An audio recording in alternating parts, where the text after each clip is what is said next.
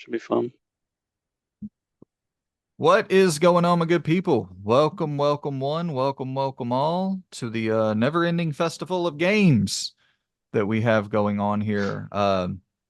Summer Game Fest, I guess pretty much all of last week, kind of bleeding into this week with previews and a bunch of people getting hands-on coverage with some of the most highly anticipated games for the rest of the year. We got some more in-depth breakdowns of new games and just a lot of shit to talk about. So I'm going to go ahead and apologize out the gate.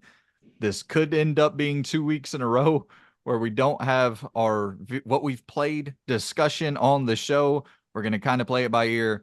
And if we end up getting to a point where we're like 3 hours in the show, probably not going to do a what we're playing section this episode.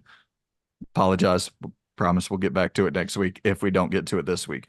Loon, how are you doing, my brother? Lots on the docket here. How you feeling? Yeah, tons and tons of stuff. I don't know how you feel about it. I feel like a lot of people were kind of split on like E3 going away and then this being the replacement. I think it's a fine replacement, really. It's been all right. It's different, don't get me wrong. It's not the same thing one to one, but it could be a hell of a lot worse, Yep. you know? It does what it's supposed to do well.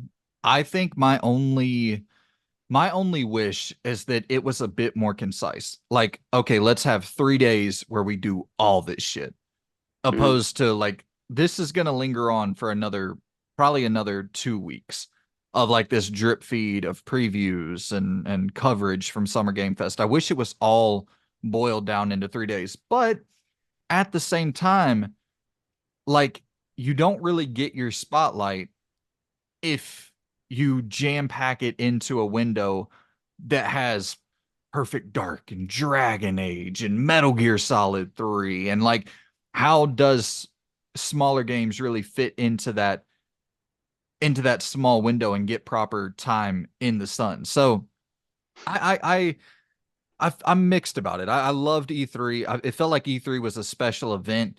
You could, it's right when school is getting out, get some buddies over, Yeah. you're watching, it's like there was a magic to that I it's hard to replicate that whenever you have these events on different days and shit, which E3 was, throughout a weekend, but where it's like, okay, the state of play is a week ahead of the Xbox event. It's like, well, uh, you know, it was so cool to have PlayStation and Xbox go on the same day for Yeah. E3. It was like that was the big ordeal. I think it's also just modernized like the way we consume content and stuff like that. Um, because a lot of people wouldn't tune in live to like E3. It was only towards like the end of its like life cycle and stuff. Um, so yeah, it's definitely different. I think they're trying different things. I would assume it gets shaken up next year as well. You know, Keely's always trying new things, and he's been receptive to feedback. Um, fairly well. I remember him getting criticized pretty heavily about the ad rolling in I think it was the Game Awards one year, which was like really egregious. So Yeah. It's interesting because like I Summer Game Fest, the actual showcase, Keeley showcase, that needs a massive shakeup. Like that the listen, I'll watch awful game trailers for 2 hours because I'm an idiot and I just love consuming video game content.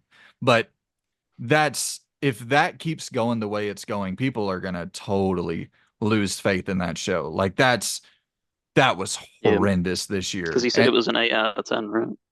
Was his prediction, and then you oh were like, no.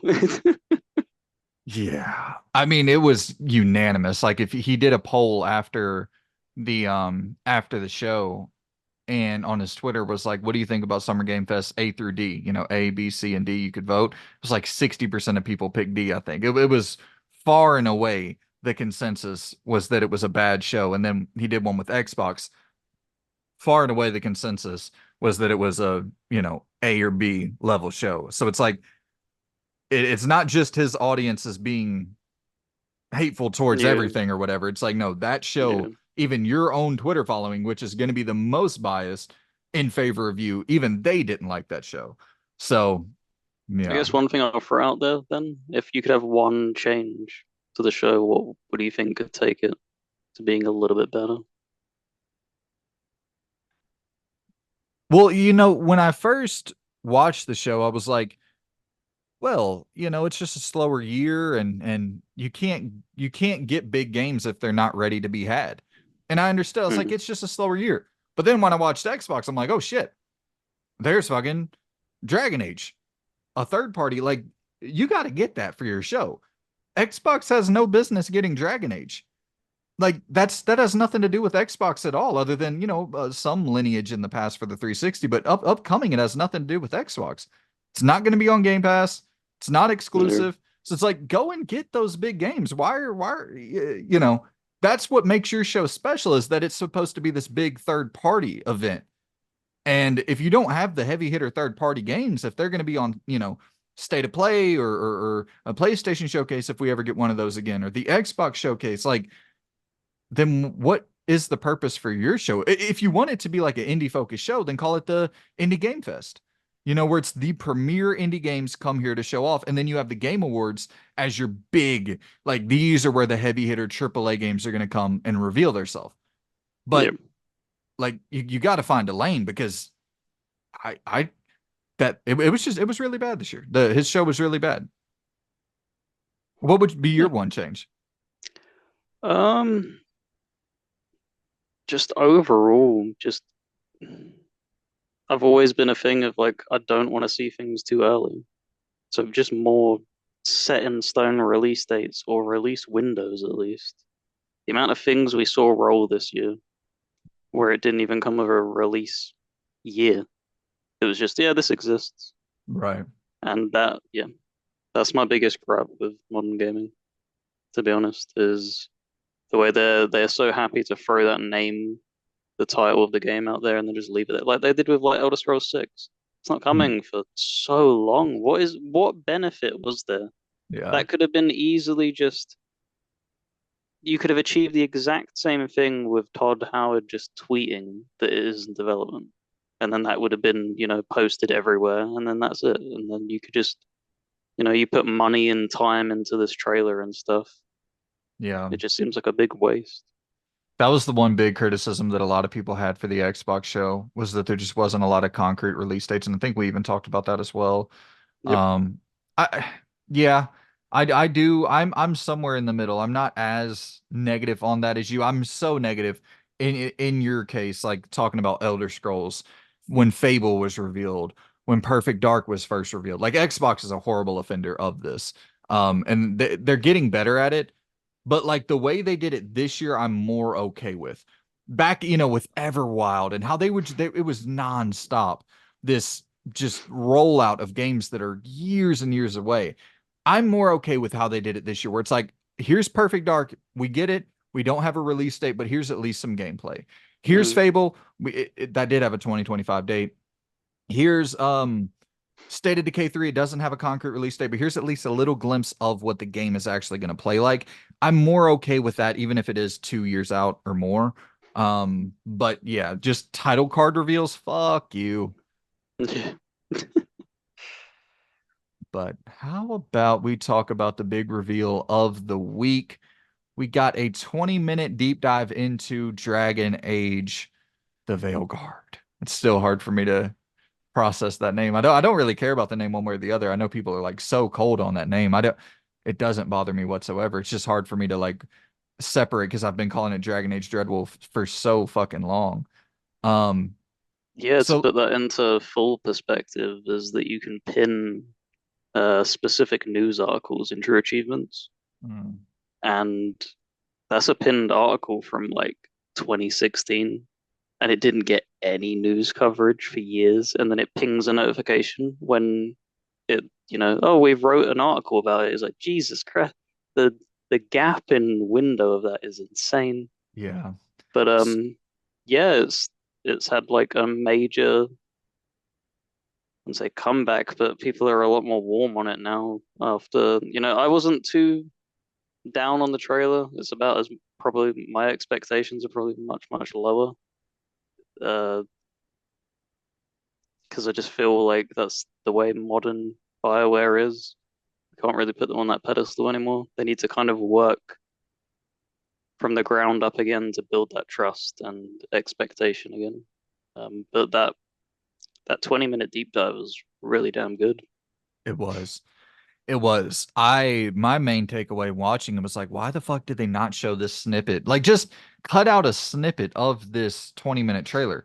Like, literally cut out a minute and 30 seconds of it, chop it together and show it off for the first reveal at the Xbox showcase. Because, like, man, you only get one chance to make a first impression. And I still see people talking about Fortnite Dragon Age or Yep. cartoon Dragon Age. And it's like, it it's not like the actual game is it's still it's a more Dragon Age Inquisition-esque art style opposed to Dragon Age Origins, but it's like Dragon Age Inquisition. The art style is it's more colorful, brighter, a little bit, maybe even a little bit more kind of Hogwartsy. In that first reveal, in that 20-minute reveal, it kind of had like a little Hogwarts vibe going on with Yeah, it. I think it also what helped it even more in that deep dive is the setting that they decided to show.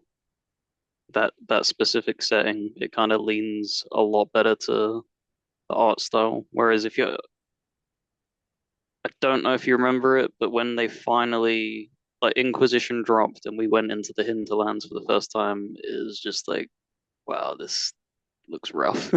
Yeah. Like this doesn't look very good. But there are parts of Dragon Age Inquisition that do look good, and they were able to choose them settings and show them to people and kind of like shroud that big because that was the biggest, I think one of the biggest maps in the game was the hinterlands, and it Oh was yeah. fairly rough.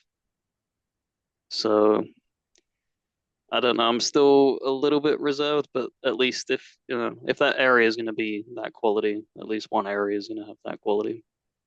Yeah. My main takeaway after watching it was like art style be damned. And I'm not cold on the art style at all. I think it's much, much, much better than what I was expecting with that CG reveal, or cinematic reveal. But the combat looks fucking excellent in this game. Um, it was just so flashy, so maybe not quite character action, but whenever it was rumored that they were inspired by God of War, like you really, really see that. You almost even see older, PS2 God of War inspiration in some way, opposed to because like the camera's pulled back a little bit. I really loved that. It's not Yeah, super tight over the shoulder, like the camera's pulled back a little bit.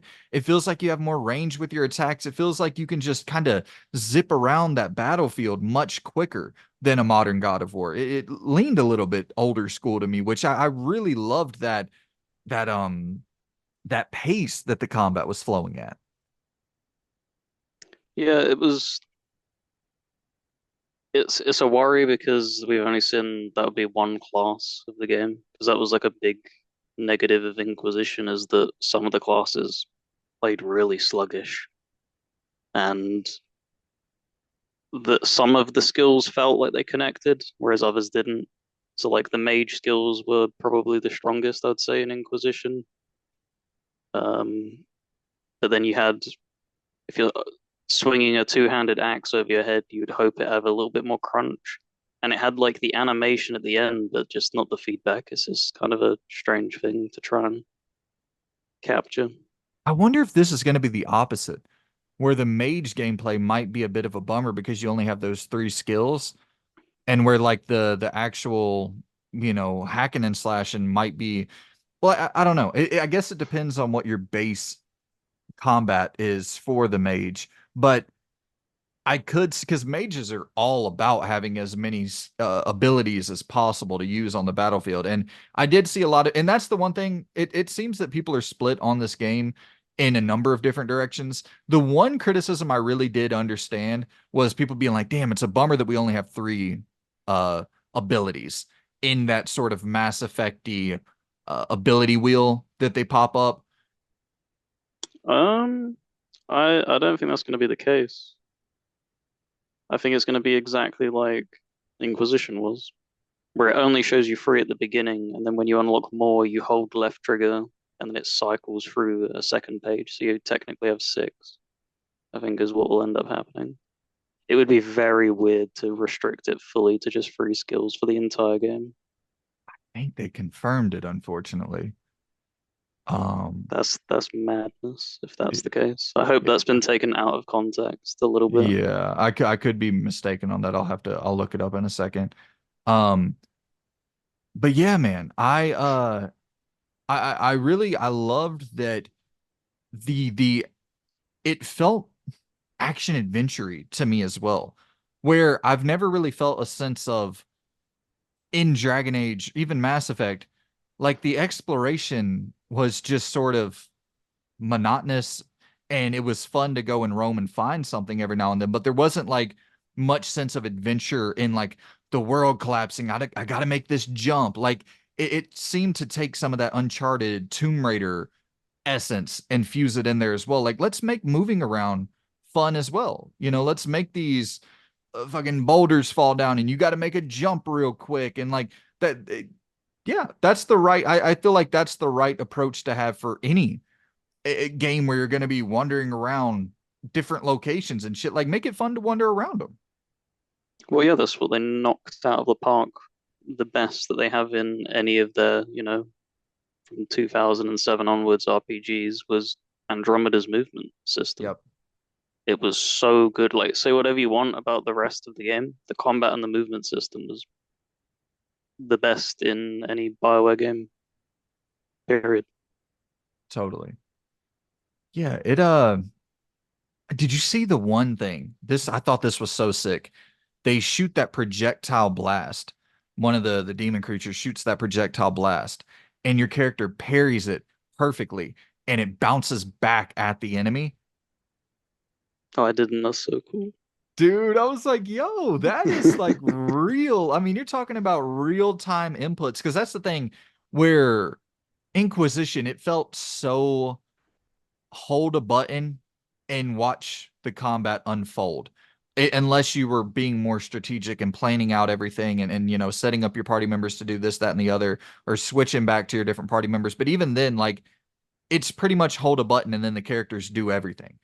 Yeah. And that's the thing. Also, I haven't really understood this criticism. I guess we'll just unpack of everything here. But like I've seen so many people talk about how they're bummed out about the combat. And I can, once again, I totally understand from the perspective of if it is this ability restriction thing to only three abilities, and you were more of a strategic style of player from Origins onward, and you liked setting it up that way, I do understand that criticism. I think that's totally fair from that style of play.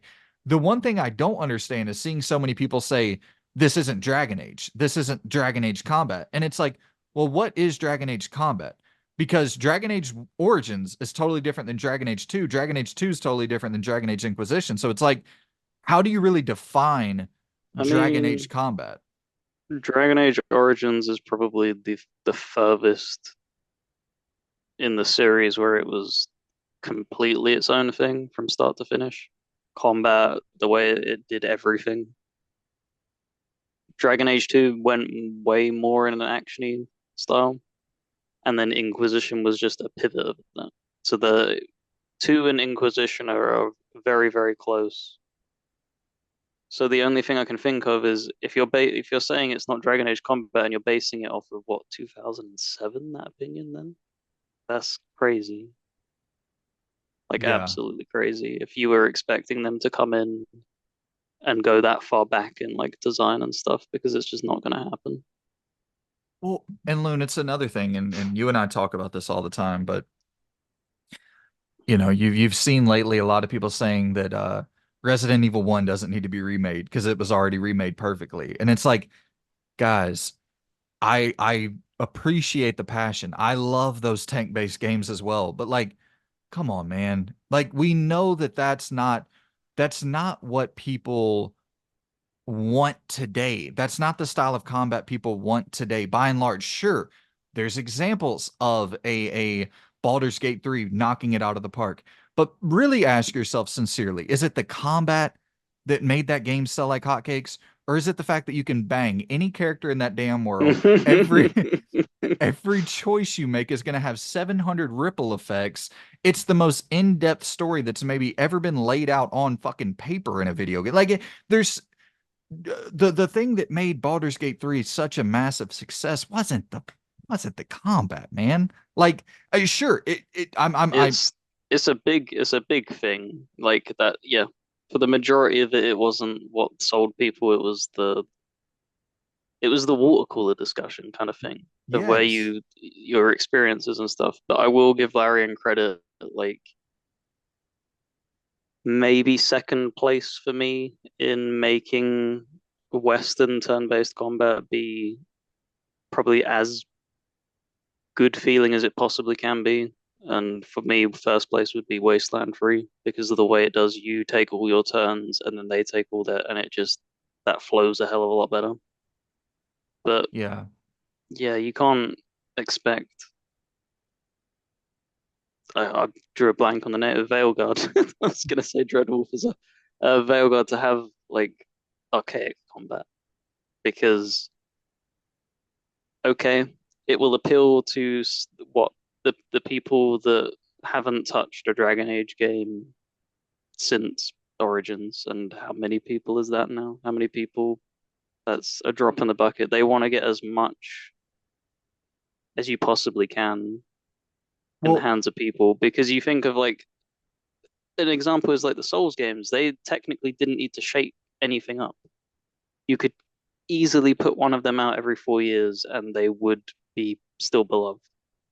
But they decided to go, okay, we'll make it as like appealing to casuals as possible because the moment you put the word open world, that just opens the gates, and you saw it. They put open world map design and gameplay into Elden Ring, and what happened? Became went the from best selling. It yeah. went to a completely new level. It went from being a beloved niche game that some people on the internet were like diehard fans of, and other people's looked resentfully at them because they were having so much fun, but just couldn't get into it. And now it appeals to 90% of a lot of modern gamers. Well, and it's like, yeah, it goes from selling 7 million copies to fucking 30, 40 million. So Yeah. it's a no-brainer. And that's the thing with Inquisition being the best-selling Dragon Age game ever.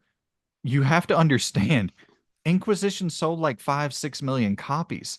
And that's the best-selling game that Dragon Age has ever had in the series. As far as I could be mistaken, I'm pretty sure that Inquisition is the Yep. best-selling Dragon Age game ever at 6 Yep. million copies. The Witcher 3 sold like 60 million copies. I'm not trying to sit here and say that, Dreadwolf or the Veilguard has to hit that mark, but are you really telling me realistically, are you telling me that BioWare is looking at The Witcher 3 selling 60 million copies and not thinking for a second in their head, damn, maybe we can do that? And also, everybody wanting, or not everybody, that's a key thing I got to remember. The internet is not a real place. Some people on the internet wanting it to be this more tactical turn-based style of thing. Do you really want modern BioWare to even attempt that? Because a lot of those best developers are now at Larian, who Yep. really specialize in that style of combat. So I don't know. I do understand people saying with the three abilities. I totally get that, and even me, like I'm like, shit, it'd be cool to have a little bit more than that if it is the case where they are limiting you to that. But also I'm sure they're gonna probably give you a bunch of different abilities that you can swap in and out of that weapon wheel. So yeah, that's a long-winded way of saying I think that combat looks the boss fight, dude. They got the area of attack, the you're seeing the you're having to dance out of the way. It felt fucking Devil May Cry-esque, Final Fantasy 16-esque. I was really hot on this gameplay, Loon. Yeah, so was I. And but like again, just to further nail home the point and stuff, look at the reception where people were kind of like when Resident Evil 7 first got announced, you had like people who had never touched Resident Evil like, oh, this looks amazing, but you had a lot of Resident Evil fans where they were like, first person? Yep. I don't know about I was one of them. that. And then look what happened. Like, they're some of the best-selling games in the entire series because it's what happens when you pursue the wider audience. You will just sell more copies. It's not that hard to really understand. It's pretty simple. Well, and it's also like Resident Evil 8, I think, is on track to be the best-selling Resident Evil game ever. And that's a Mm, first person, totally not having anything to do with the characters we know and love, other than, towards the end. Chris is in there a good bit, but like it's really not core Resident Evil. And but you have to understand core Resident Evil is coming back because of the success of Resident Evil 7 that is not core Resident Evil. So it's like, eh, Dragon Age, the Veilguard, if that's like a huge hit, who knows? Could there be spin-off Dragon Age games that come out where it is more tactical and strategic, where they have maybe a smaller developer take a crack at that, where it's like, okay, hey, we know that your ceiling here is maybe 5 million copies sold, so we're gonna put X tactics style developer to go and make a spin-off of this game where we give you a $10 million budget, $15 million budget. And yeah, you can hit that 6 million sales mark and it'll be massively profitable. But to think that you're going to get a $300 million game that plays like Dragon Age Origins just for it to sell 6 million copies, it's delusional. yeah, it really is. It really is. But dude, I was seeing a lot of people, like people who were doing previews on it and shit, saying it was their game of the show. Like a lot of outlets who got to see a more in-depth look at the game behind the scenes at Summer Game Fest. Because I think EA showed off like a more, I think they showed like an hour or so of it, and they showed like the character customization. People are praising the character customization. I watched Easy Allies and Kinda Funny's preview of it, and both fucking Daniel Bloodworth, who's like a vet in the industry, been covering games like 20 plus years. And he said it was his game of the show. Andy Cortez from Kinda Funny, who's like very into action oriented games, said it was his game of the show. So like people who have seen more of it than we have are really, really hot on this thing. So BioWare, man, maybe making a little bit of a comeback here. Yeah, new BioWare. Let's see what they can do. Because I feel like if Andromeda didn't have the batshit insane turbulence development that it did, where they went in and they were way too ambitious. I don't know if you remember like the core concepts that they were spitballing at the walls in the beginning. It's like you wanted a No Man's Sky kind of Yeah. fucking planet. So are you out of your mind on Frostbite of all things as well? Yeah. Like, yeah, I hope that the people that have stuck around because it's clear that some of them people from Andromeda are working on this game. You can tell it feels that it has that DNA. Yep. So hopefully now that time's gone on, they patched Andromeda. They've we've had the legendary edition since and stuff. Maybe they can look at it in forms of inspiration from a storytelling perspective, bringing that and just meet the two ends. Really fluid kinetic combat and really solid core writing. Yeah, and you see, the decision making and shit, choosing who accompanies you on missions, which, the wheel, the decision making wheel looks similar to Inquisition, which is totally fine to me. Um, but I love the end of this trailer where you see how conflicted the party members are about Solus. And they're talking about, man, we've been on these missions together. This isn't the way. And then he says that, I don't remember the exact line, but it was vicious, man. He says, I think it was Varric says so many people are gonna die, and he's like, people die every day. I was like, ooh, that's a nasty line right there. And you also see Solus kill one of your companions, or I believe she's one of your companions. And then they talked Yes, about it's probably like a Caden Ashley thing where it's like very early. Oh, not Caden. What was his name? uh yeah. Uh No, on the very first mission of Mass Effect, you have the guy that dies so that Ashley can come into the party. The guy who gets lit up by the Geth immediately. oh, Can't okay, remember his okay. name. Um Jenkins. okay. Jenkins Yeah, yeah, was yeah, his yeah, yeah. name. That's it's probably just going to be a throwaway character, but Right. that still makes an impact, because when you're booting the game up, you don't know who is, permanent. So Right. going through and then having somebody get, lopped off like that, that'll be a big thing. Yeah. And BioWare did kind of allude to the fact that there might be some sort of permadeath in the game for your companions, which would be fucking sick. I would love that. Um, and then they also said that the game's going to be mission based and not open world, which once again, music to my ears, man. That is like BioWare getting back to the roots. I'm sure they'll have big hub areas and stuff where you can Yeah. go explore, little cities and towns and then interact with shopkeepers and quest givers and all that good stuff. But man, let's get to a good linear 25-hour for the main story RPG. Like that sounds like music to my ears right now. What do you feel about that? No more open world for Dragon Age. Um, yeah, because if they were to go down the open world route, they really would need to change the way they approach it. And I think that would probably be a lot harder for them to adapt than to just segment it into mission-based structures more. The thing I saw that was really cool though is I don't know if you saw it, the companion romance things. Yeah, you can romance any of them, right? You can romance any of them, but they can romance each other. So if you Oh, don't end up wow. romancing somebody, and so for instance, it's heavily implied that Varric kind of digs Scout Harding.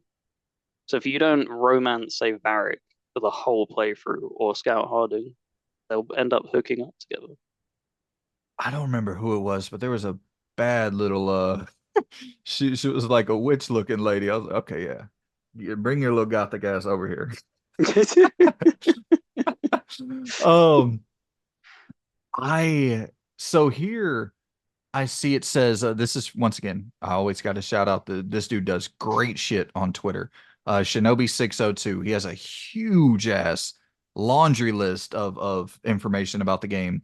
He says the game director from BioWare, this is a quote from him, incredibly deep RPG progression. If I were to contrast Mass Effect versus Dragon Age, for instance, I really view Mass Effect as an ARPG, big action, minor RPG. We're almost the total inverse of that. So that I that what do you think about that? Because like when you first look at the game, and I'm assuming he's more talking about narratively here, or I don't know, maybe across the board, just more of a role-playing experience, which we've always known that Mass Effect leaned a little bit more action. But when you look at Veilguard on the surface, you're like, oh, that's 100% an action game with minor role-playing mechanics, and he's saying it's the inverse of that, the opposite. Yeah, we won't know until it's in our hands. But you hope that, have these chunky combat sections, but still keep choice. That's a Totally. really, really big thing. Make sure you keep choice. And I'm sure if they went the open world route, it would be a lot harder for that. Because it did feel disjointed when you was out in like the hinterlands and everything. The choices that you were making feel a lot less impactful when you're just jamming a flag into the ground and then you see it on like a war table back at the base. That was woeful. Like I don't want that back. Please don't bring that back. That shit was God. awful. I hated that thing. Keep it Um, nice and structured and very direct so that the paths that you're going across it just makes sense because it'll be easier to tell that story like of a choice and then you end up even if it's just literally swapping characters it still feels good. It's one or totally. the other. Yeah, here it says enormous skill tree web that is bespoke for each class. Skill tree web is a bit similar to Final Fantasy X Sphere Grid. Players start in the center of it and work outwards towards specializations they want. Example, warriors can pump skill points into something more defensive oriented, weapons oriented, or abilities.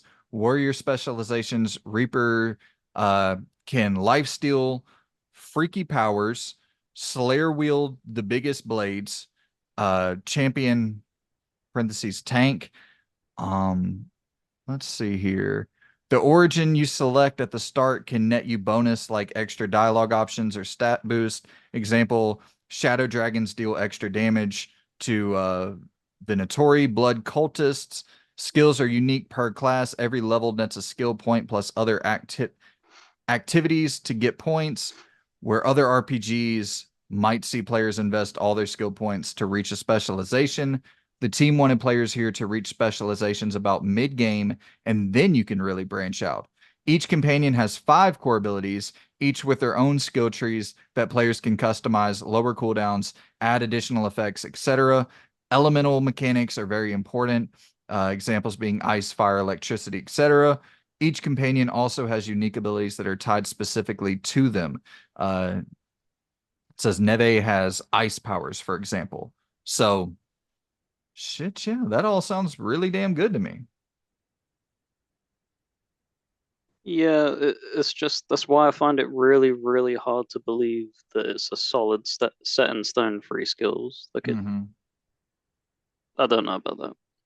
I think it what to me with the zero amount of information I have, it feels like the free skills maybe up until you select your specialization, and then maybe you get them other free. Because it just doesn't, it really doesn't make sense to restrict it to that level. Yeah, I agree, man. I'm very, very, very, very, very hot on what we saw there and all the information that we're getting. This sounds fucking great. This sounds really, really great. And just the fact that people have went hands on with this thing and or actually let me take a step back. I don't believe it was hands on. I believe that they saw the developer playing it and they got to watch like a hands off preview of it.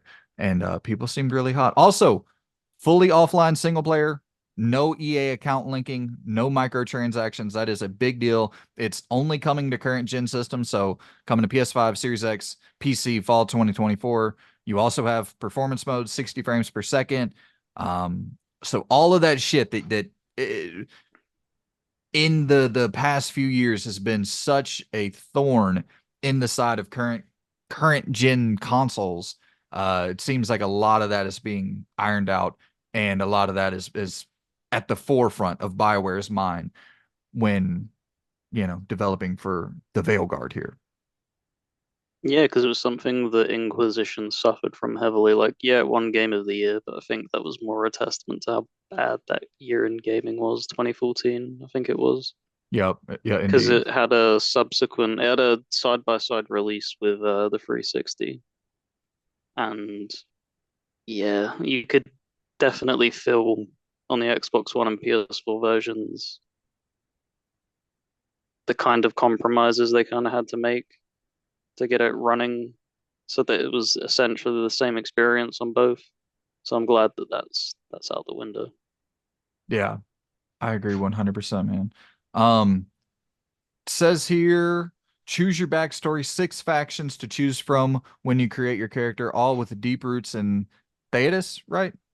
Yep. Uh, Antivian, Crows, Grey Wardens, Shadow Dragons, Veil Jumpers, Lords of Fortune, the Morn Watch. So 6 different backstories that you can kind of root your character in. Each faction offers 3 distinct buffs, each like being able to hold an extra potion or do extra damage. Da, da, da, da. And then it also said you can customize your Inquisitor from Dragon Age and like choose key decisions that will impact how the Veilguard begins. Yeah, so what was it called? Mass Effect, they did it in all the Mass Effects, didn't they, at the beginning of the Yeah, game? Yeah. If you didn't port your there was DLCs for free where it'd give you like a little comic book kind of thing where you'd go through and choose decisions and stuff. And that's good, but because what was also relied on was something called Dragon Age, Yeah, because yeah, yeah. it never did that for so Mass Effect received that offline treatment. So as long as you downloaded it, you could still do that. Whereas Dragon Age, it was just completely gone. Like if you weren't connected to the internet, and now it's that I don't even know if that website's still up. To be honest, like it's Yeah. so old. So I'm glad they're going. I'm hoping that that means they're going away with that. Don't tie it to Dragon Age Keep. Have it in its own little um section and stuff. As cool as it would have been to pull these saves from like 2014 and stuff, I Yeah, don't think it's worth pissing people off with online requirements. at all. At all. Says here there are some killer cameos from the past games that show up, and then he goes on to break down the different classes. I'll quickly fly through these. I know we're going long as shit on this, but I think this is the game that we're both the most interested in. So it's worth diving into and Absolutely. discussing. Warrior class, use a sword and shield or two-handed weapon to send enemies flying. And I also saw that Andy Cortez from Kind of Funny was talking about that whenever he was watching the hands off coverage of or the hands-off preview for Dragon Age the Veilguard, they created a warrior and he did like the fucking Spartan kick and sent the dude flying off a cliff. So yeah, warrior class uses sword and shield or two-handed weapon to send enemies flying. Rogue class utilizes quick movement and reflexes. You can wield a bow or dual swords with powerful, precise strikes for lethal damage. For sure, that'll be my class. Mage class, use magic to incinerate, freeze, electrocute, and crush. Some cast from afar, while others prefer close quarter combat. Each class also has three sub specializations, such as Duelist, Saboteur, or Veil Ranger for the Rogue. Classes also have a unique resource system. For example, the Rogue has momentum, which builds up as you land consecutive hits, and each will always have a ranged option. One Rogue choked on my damn spit. One rogue momentum attack is a hip fire option we saw for the rogue's bow, letting you pop off arrows from the waist like goddamn Arthur Morgan out that bitch. Another Yeah. momentum attack for the warrior lets you lob your shield at enemies, a la Doom guy in that latest trailer, or a la Captain America. What do you think about this, dude? This all sounds so good to me, and I think that's the thing. Like, if you are an action-oriented gamer, like this kind of sounds like next level shit from BioWare. Yeah, it feels like, you know, how to word this? Maybe a little bit scaled back, kind of Dragon's Dogma 2, Right, being a little yes. bit less ambitious, but not having the performance issues, hopefully. If it has no performance issues, this will strike that perfect balance of the people that picked up Dragon's Dogma 2 and was like, really like this combat system, but man, this game runs like arse in some sections. Well, think about it, Loon. It's like in a perfect world, it's like Dragon's Dogma had an excellent combat system, a abysmal performance issues, an abysmal story. So it's like, dude, if we can get a diet version of Dragon's Dogma 2 with an excellent story, no real big performance hiccups, like what the fuck? Hell yeah. Yeah, I can't wait for it. Do you think with the amount of information we now have, it's now mid-June. Do you think this will drop this year? They're saying fall, so I'm guessing that can lead them up to November. November's fucking winter to me, but I guess that can lead them up to November. Because I don't know, this to me, if they're releasing it this year, it feels like a December game. If I'm being Right. 100% honest, it feels like an early week of December. Um, get out of the way of a lot of big titles and just hope that your name carries enough weight to push holiday sales and stuff like that. Well, and Loon, it's also like I know this doesn't fucking matter for ugh, I don't even want to get into that conversation, but like the Game Awards, you would think a game that's shaping up like this, get that bitch out, man. Get it out right in time for the Game Awards because this feels like the year where something of this ilk for sure could be nominated. We're in a light year in 2024. So like get that bitch on the six nominees and maybe even win that thing. And then that shoots up your sales a Yeah, good that bit. would be fucking insane if this won Game of the Year. Right. I don't. Oh man, it would have to Loon, be 10 years after something Inquisition. exactly That's like crazy. surely that surely not. Especially as people were like so pissed off that that one game of the year back in What what did 2014. they want to win? Shadow fucking the Shadow of Shadow of Mordor was probably the thing that people most wanted to win. Which don't get me wrong, like it, it had the Nemesis system. It was a lot more of an ambitious game than Inquisition in a lot of sense. But yeah, that's all you had that year was them two, really. I can't even remember anything else that dropped that year. the Evil Within one. I, Well, the less said about that, the better for me. no, That I'm that with would you not though. make my top six, personally, I'm Uh, afraid. that would have been as well 2014. That would have been Sunset Overdrive as well, which is fucking awesome. See, that's not something I've gone through. What are the Wolfenstein games? Was that 2014? Yep, that was New Order 2014. Maybe yeah, that would have been mine. You know what? That should have been Game of the Year over the Yeah. rest of them, personally. That was Yeah, such a hot game. I do agree. I do agree. All right. I'm gonna rapid fire run through some of this shit. I know we're already spending an hour on this, but dude, I'm having a blast. Um, quests are more handcrafted and mission-based, curated with alternate paths, secrets to discover, and optional content. There are also open-ended, explorable areas, so kind of more akin to what we were talking about earlier, having some hub-based levels, which I think is perfect. Party size of 3 during combat a la Mass Effect. Combat is focused on real-time action, dodge, parry, counter, sophisticated animation canceling, and branching using risk-reward charge attacks designed to break enemy armor layers. Enemies have elemental weaknesses and resistances, and you can chain together elemental combos for extra damage. One example is a squad mate using a gravity well attack to suck enemies in, another slowing them down, and then the player using unleash or the and then the player I'm fucking throwing in words here, having a stroke. And the player then using unleash. Why am I saying using? There's not he wrote this out perfectly and I just can't get they're using is not even there's no he does not use the word using in this entire fucking sentence. I'm gonna reread the whole thing. Ahem. One example is a squad mate using a gravity well attack to suck enemies in, another slowing them down, and the player then unleashing a big AoE attack. There you go. Jesus Christ.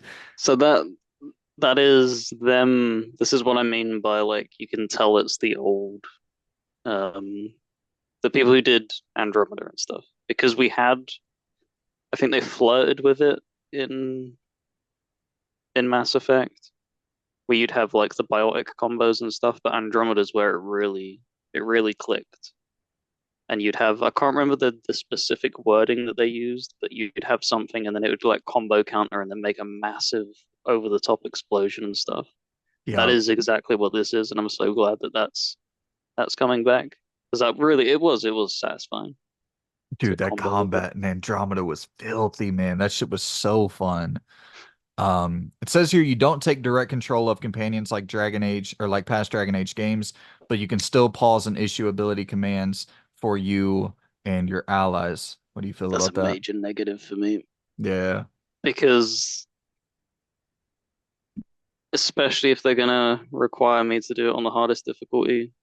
Man, the fucking AI in that game is so bad in all the Dragon Age games. Like, I'm sorry, they're just really, really stupid.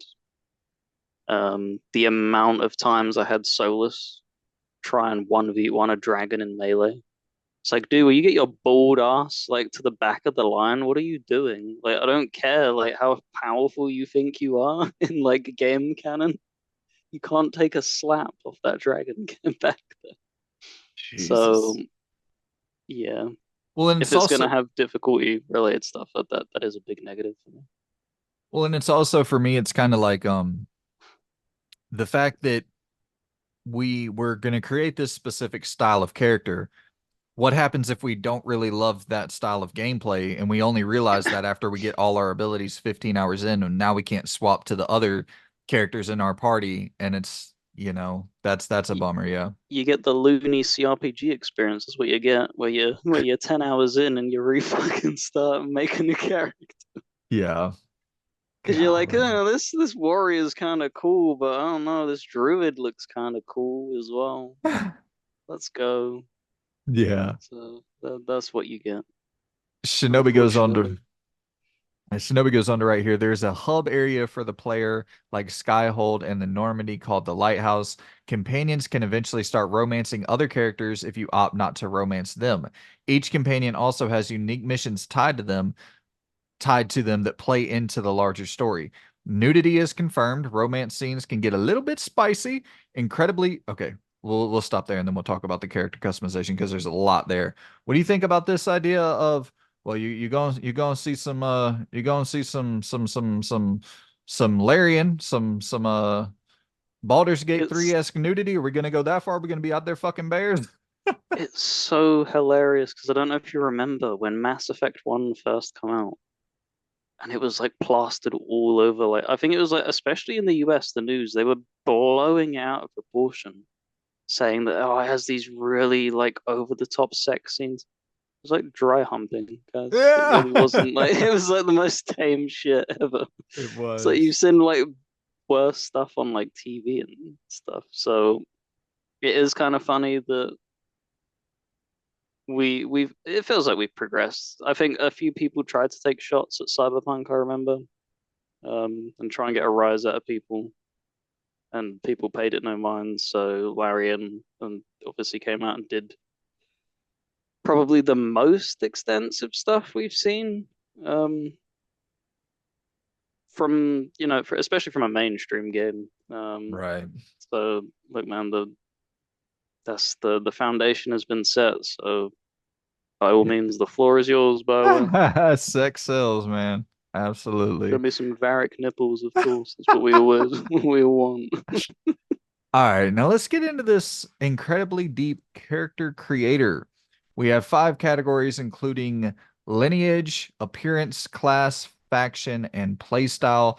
Players can also choose different body sizes and shapes, dozens of hairstyles to choose from, with individual strands of hair rendered separately and reacting quite remarkably to in-game physics pulled from EA Sports.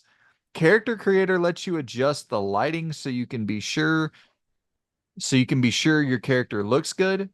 The team wanted to balance the look of the game with both lighting and darkness. When everything is dark, nothing really feels dark. For this, when everything is dark, nothing really feels dark. For this one, we really wanted to build that contrast again. So that's I pretty much all the previews I've heard were people talking a lot about the character creator and how damn good those character models look and how much freedom they have to build a fat dude or jacked and also fat or skinny and also jacked and like this great kind of like the triangle. I don't know if you've played it in like sports games where you have the triangle and it's like you can go to the top of the triangle and maybe that's skinny. Saints Row had Saints that. Row, great example. Yeah, Perfect. Yep. yeah. For me, I won't lie. I really, it doesn't do anything for me. What I do get a kick out of is seeing people who, because it takes so long to create something like really unique and Yeah. crazily good. Because and you could see that, especially like RE engine games are some of the best for character creators. When you was going through Dragon's Dogma, I'm sure you in the Rift came across a few Lazels and stuff like It that. And it's like, damn, you guys are really damn like Kratos as well. Like they yes. looked almost perfect, one Geralt. to one. Yeah. Um, so it doesn't do anything for me because I choose a hairstyle and an eye color, and I'm like, that's about as complex as I need this. Moving on. I'm pretty much the same way. I choose a dude that looks like a version of what I wish I looked like, and I just keep it moving. That's what I do every single time. So the skill tree is vast. You can also set up specific companions with certain kits, from tackling specific enemy types to being more of a supporting healer or flexible all rounders. There are tarot cards you go through during the character creation process that will let you choose the decisions from past games to implement into Veilguard. The team teases that you may lose some characters during the story, so kind of teasing what we talked about earlier, the permadeath a bit. Um, man, And oh that man. that that last bit, it's so hard to get right. Yeah, it If it is is. pure permanence, that can, to some extent, for some people, that can ruin playthroughs, and they will just close the game down after that. So, because I remember a lot of people being really pissed off that people could die in Dragon's Dogma 2. Because when you were out exploring, because it happened to me, the captain of the guard, the guy that constantly gives you quests, couldn't find him anywhere because he got crushed by a cyclops while I was out exploring. I was like, where the hell is this guy? You go Yeah, to the morgue and stuff, and that game at least gave you the ability to revive. So it'll be interesting to see if they do that here, or if it's going to be like no. But what it feels like more is I don't know if it'll be. I don't think they would put this in moment to moment gameplay. I don't think you'd have permanence death in moment to moment gameplay. I think this is more going to draw inspiration from Mass Effect 2 Suicide Mission, where it's right. very, very, very like well crafted. And if they are to die, it really is due to your negligence as a Yeah. leader. You didn't do everything that you possibly could do to prepare for that moment. So I'm sure there'll be like a massive climactic battle either midway or towards the end of the game, and then that can maybe result in people dying. Man, I really hope this game does well, Loon. I really do. Because like a part of me worries just about, EA is quick to blame single player games for lack of sales success. So I just hope this thing knocks it out of the fucking park, sells incredibly well, and that BioWare, because listen, man, BioWare's had two back-to-back flops, um, commercially and critically. They really need this win. If we're going to see Mass Effect 5, or whatever the hell they call it, we need this win. We need this fucking win. And that's the thing. Now we'll get off this quickly, but like hearing, people talk about there should be a CRPG. It's better. And I'm like, dude, and you've talked about this so much, Loon.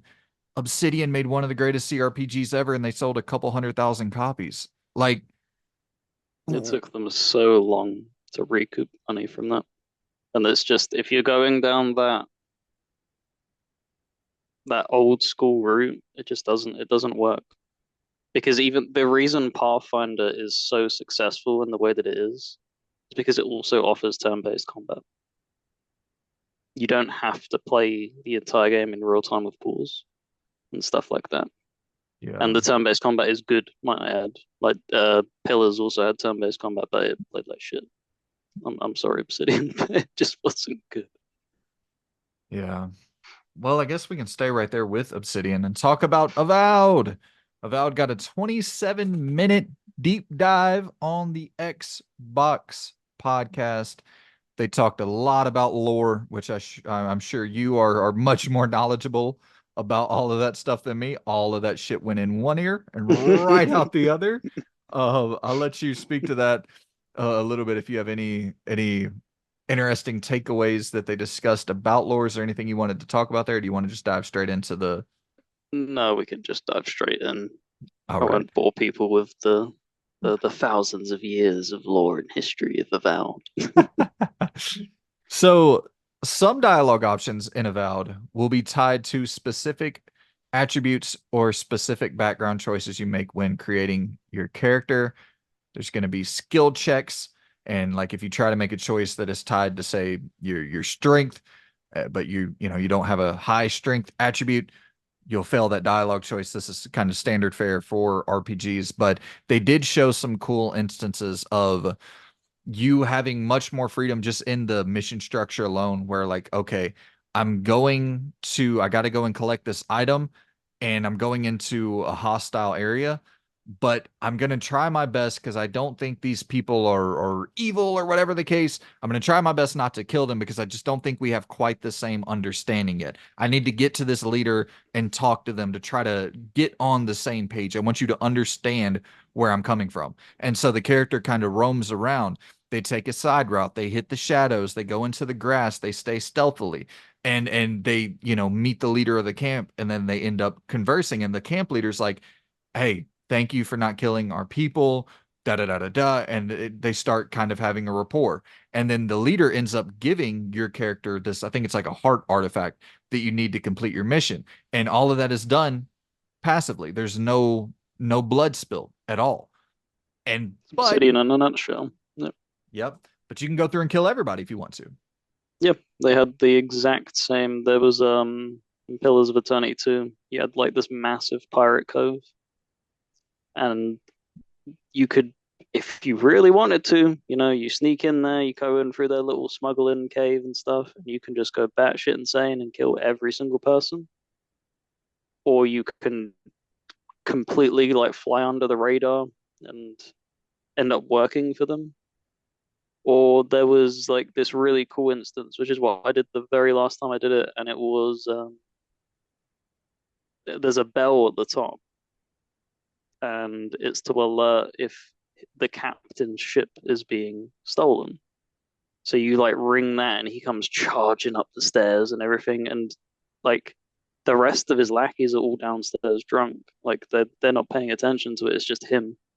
So you're able to like 1v1 him with like maybe his like two right hand men, and they don't even realize that he's dead because you've done it like away from everybody else in its own thing. So like it's definitely Obsidian in a nutshell, just giving choice and approachability to any objective, and that's really cool. 100%, man. Um, they showed that you can play in third person. I That was a big thing for a lot of people. I don't think I've ever played a Bethesda style RPG, or I didn't, it's never been. It always feels better to play them in first person, but a for lot of sure. people were very happy hearing that. I'll tell you this. I played Starfield the first 45 hours or so in first person, but I played like the last 20, 30 in a mixture between first and third. And Starfield's third person isn't awful. So if Avowed can just get that level of third person, because first person combat is really tough to get right, especially melee combat. Hmm. And if the third person can feel a little bit more chunky, a little bit more weighty, which unfortunately I think it'll probably feel even worse. Um, but hey, I'm definitely gonna check it out just to see, just to for the novelty of it, because Outer Worlds didn't have it, and I thought that would have been cool to play that in third person and see my character and shit. Yeah, for sure. And then we see this skill tree pop up, and in the abilities tab, I saw fighter, ranger, wizard, godlike, and then a companion skill tree, and you can mix and match freely all of these different abilities. And if you want to like create a character that's half ranger, half wizard, go ahead. If you want to go full on fighter, have at it. So some good mixing and matching in the skill tree and all of that setup, which once again you expect from Obsidian. And then let's see here. Oh, there was Sorry, some. what was the list of classes? Sorry, You quickly. had, this is the skill tree list. You had fighter, ranger, wizard, godlike, and then a companion skill tree. So those are the things you can go in and upgrade. Okay, interesting. Did you Sorry. do you have something else wrote down? No, there was like a big class in the actual first two games called Cipher, and because you've said Wizard was its own class as well, I believe. Yeah, so it's kind of strange that that's not in there because that was like a massive. That would have been really interesting. I think that would have been a really good addition if that's not in the game, where it's Well, like it pulls from like soul energy and stuff. So you're pulling out souls and using like phantasmal knives and stuff like that. That would have been a really cool addition. It says you play as a godlike, which is I guess your base class. That's S- a race in the thing, which is a bit weird. Yeah. It says you play as a godlike, which is a character that shares DNA with some god that's in this world. Yep. And I guess the main story beat is you don't know which god you share DNA with. And there are very few godlikes left in this world. Ooh. So yeah. But once again, that's just your character's main backstory. You still get to choose all your stats and stuff like so you don't have to put all your stats into this godlike. But I do think that setup is really interesting. You're one of the last few godlike characters, seemingly, and you don't know who your shared DNA, where your roots are for your origin, and trying to That's a find that. I big do. that is a big tell for how bad the world is then, because it was common knowledge as to what, other than the godlike of death, where they did it, like if you were in an uncivilized part of the world, they just abandoned their kids in swamps because they came out looking like malformed and everything. They thought it was a disease, but it was like common knowledge, like what godlike you were tied to. So that's really interesting. Yeah. Um, we'll get on. I want to talk about this combat real quick. What did you think about the combat that was shown off for this 27-minute deep dive? I they talked about how there's new animations and that the animations are when you're upgraded properly, like if you go into a level and you're under leveled, your hits and the hit detection and the sound effects, all of that won't have quite as much punch to it. But when you are fully leveled up, going into these battles, like your animation quality is better. The hits have more weight to them. There's more of a more, that punch, more of that visceral sort of combat when you're fully upgraded. So, what did you think about the combat that was being shown off? Because I know we were both iffy on it at first. Yeah, it still doesn't look, stellar. But explaining it in that way, it kind of reminded me of, as you're, an avid fan as well of Alpha Protocol.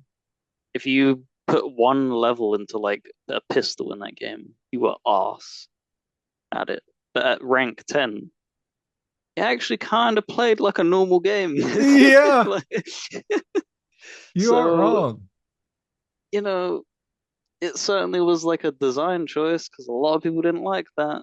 And if that's the way they're going, I mean that takes balls to be honest if you're gonna do that again. But it's Obsidian, like they've done it before. What's to say they won't do it again? Yeah, that's actually I didn't even think about that. The Alpha Protocol comparison of like Alpha Protocol as a third person shooter is abysmal unless you find one specific weapon that you just upgrade to the max and just use that bitch nonstop. Then it's like, oh yeah, this is a video game. Um, Now I will say with this preview or this 27-minute deep dive, the enemy variety I thought was a bit rough. Um, I don't know if that's just a I don't know if that's just this world. They lack enemies that are like big, scary, I don't really know anything about the world. So can you hit me No, with there some? there is there's a massive amount of enemies that you can pull from. But that's the thing though as well, is who's left. Because that's what, like, with them saying like you're tied to a godlike and you don't even know who that is because you had enemies that were tied to gods and stuff.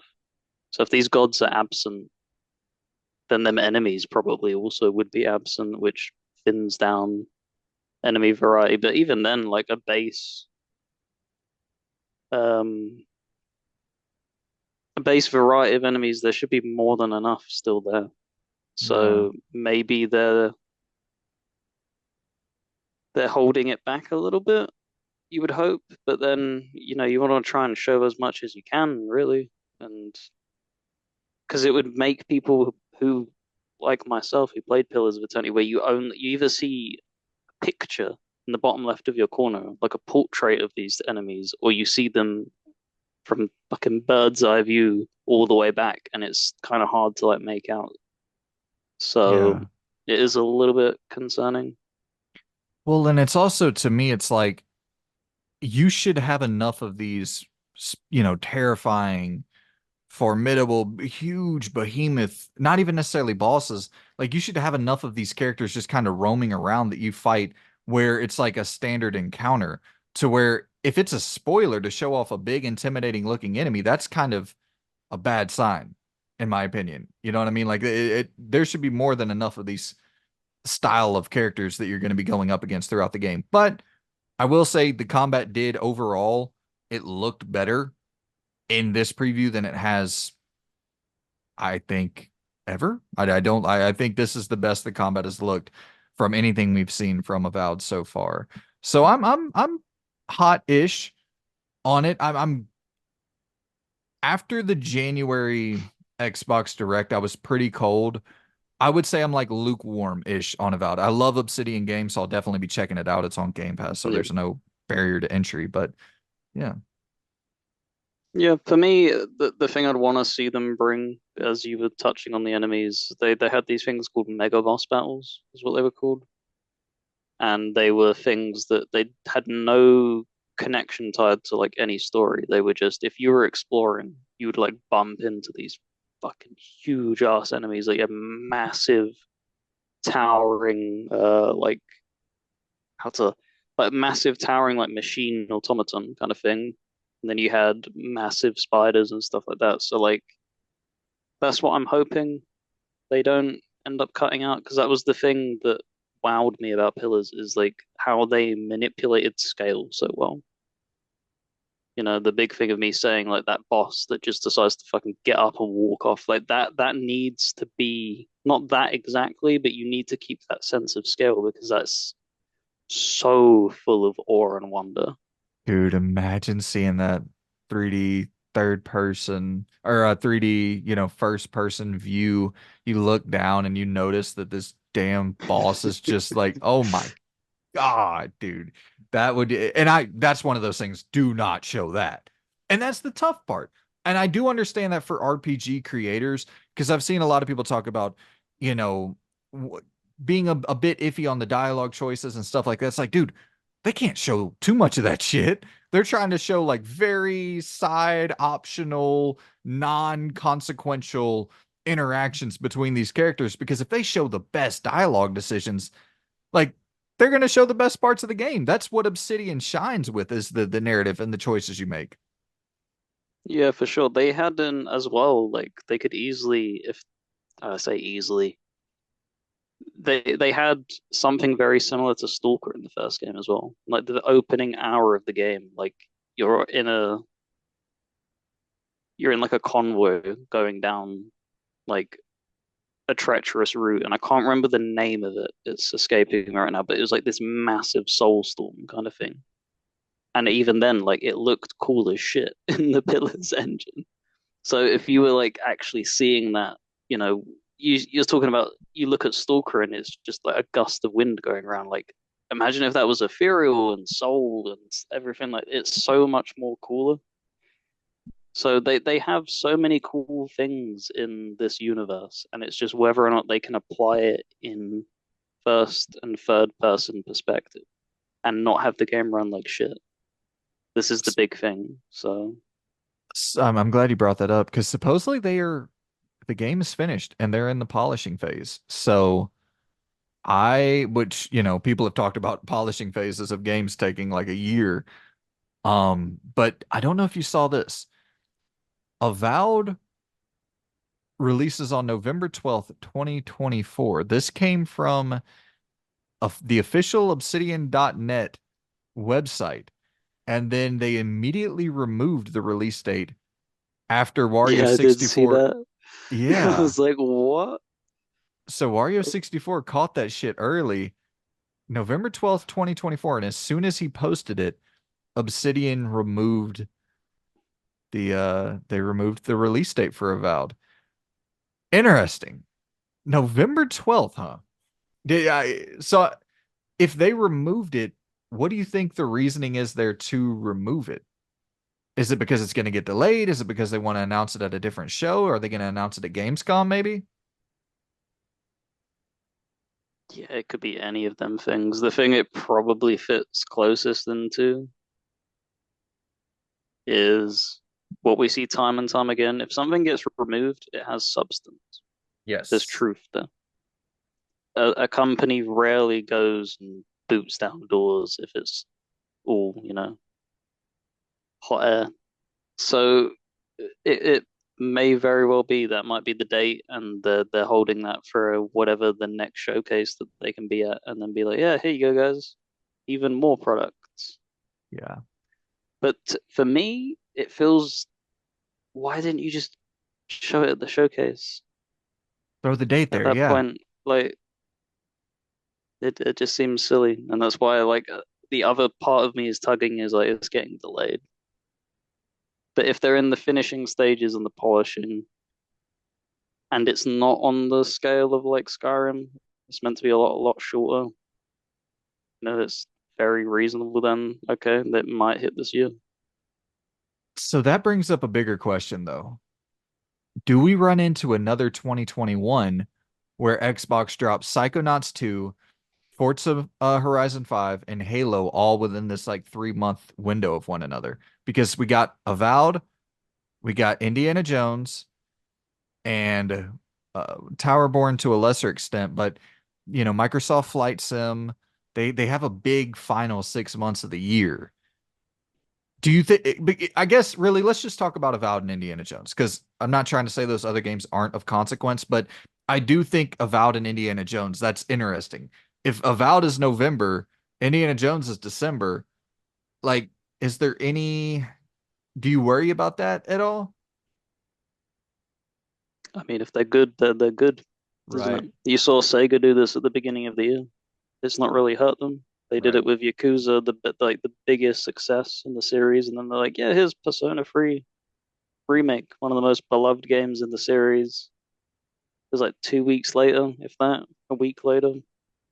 Well, and like n neither game's live service, so it's not like a Halo situation where Halo could have benefited from a delay and let Forza kind of do its thing, and Halo comes out and all the modes are complete, this, that, and the other. It's a bit more of a finished product on the live service side. So I guess the single player games, you finish Avowed in 40, 50 hours, you jump into Indiana Jones, you finish that in 10 hours. There's a couple months of your gaming time. Yeah, the other thing as well that gets me thinking is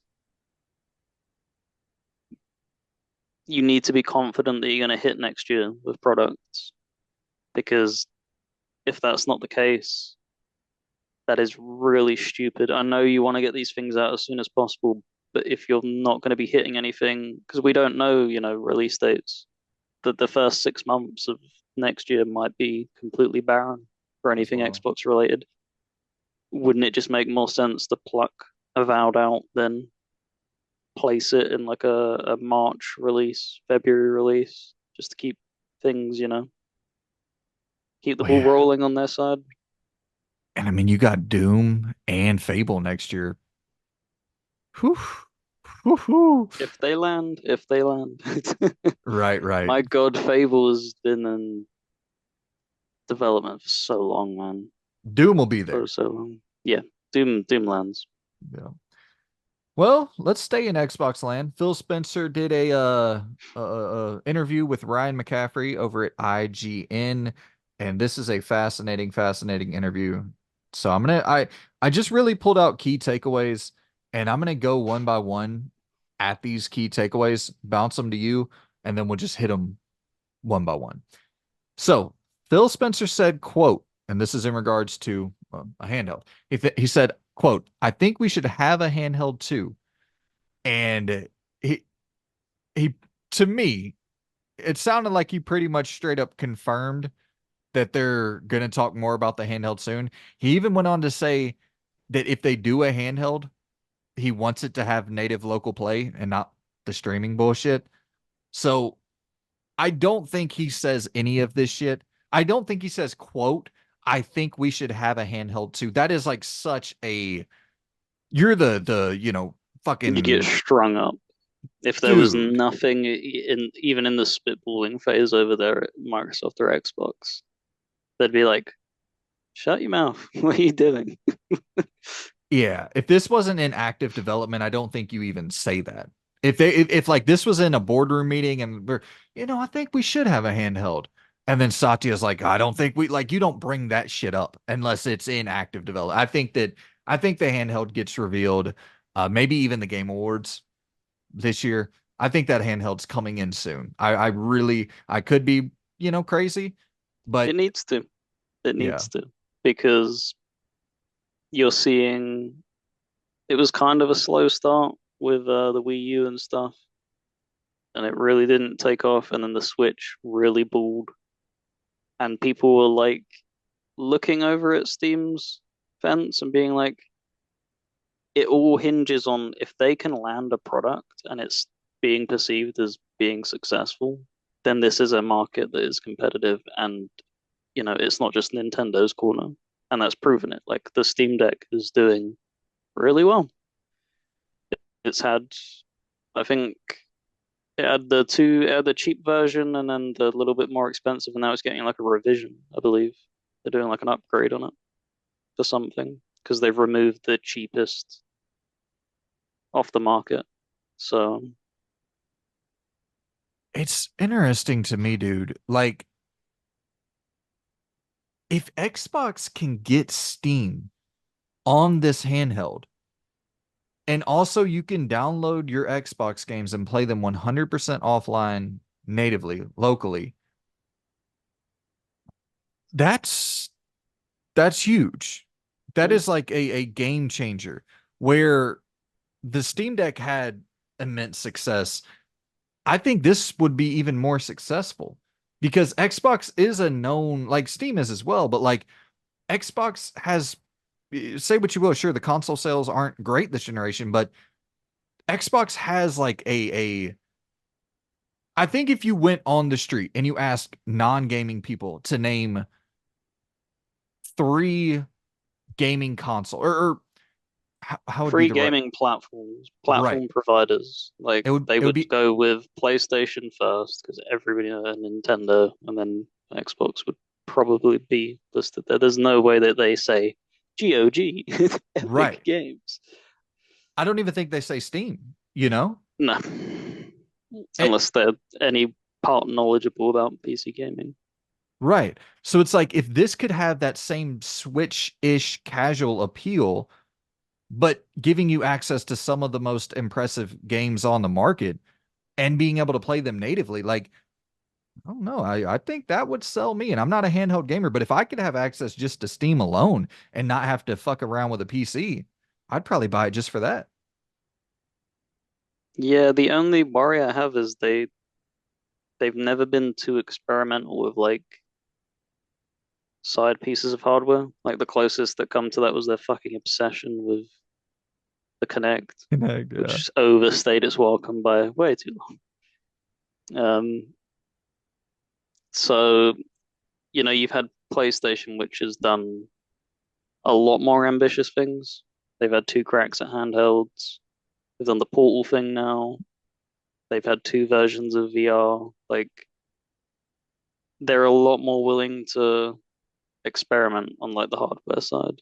So now would be the time to, stretch your wings a little bit because your hardware sales are really arse to begin with. Like, Let's talk about switch it that. up, switch it up, try a different, a different approach.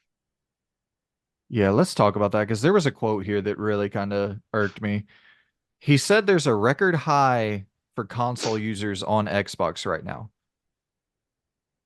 Like, Hmm. dude, I mean, what a way to bend the truth. Like, sure, I guess, like, if you're combining Xbox One players and Series X and S players into your current high for Xbox console users right now, sure, maybe.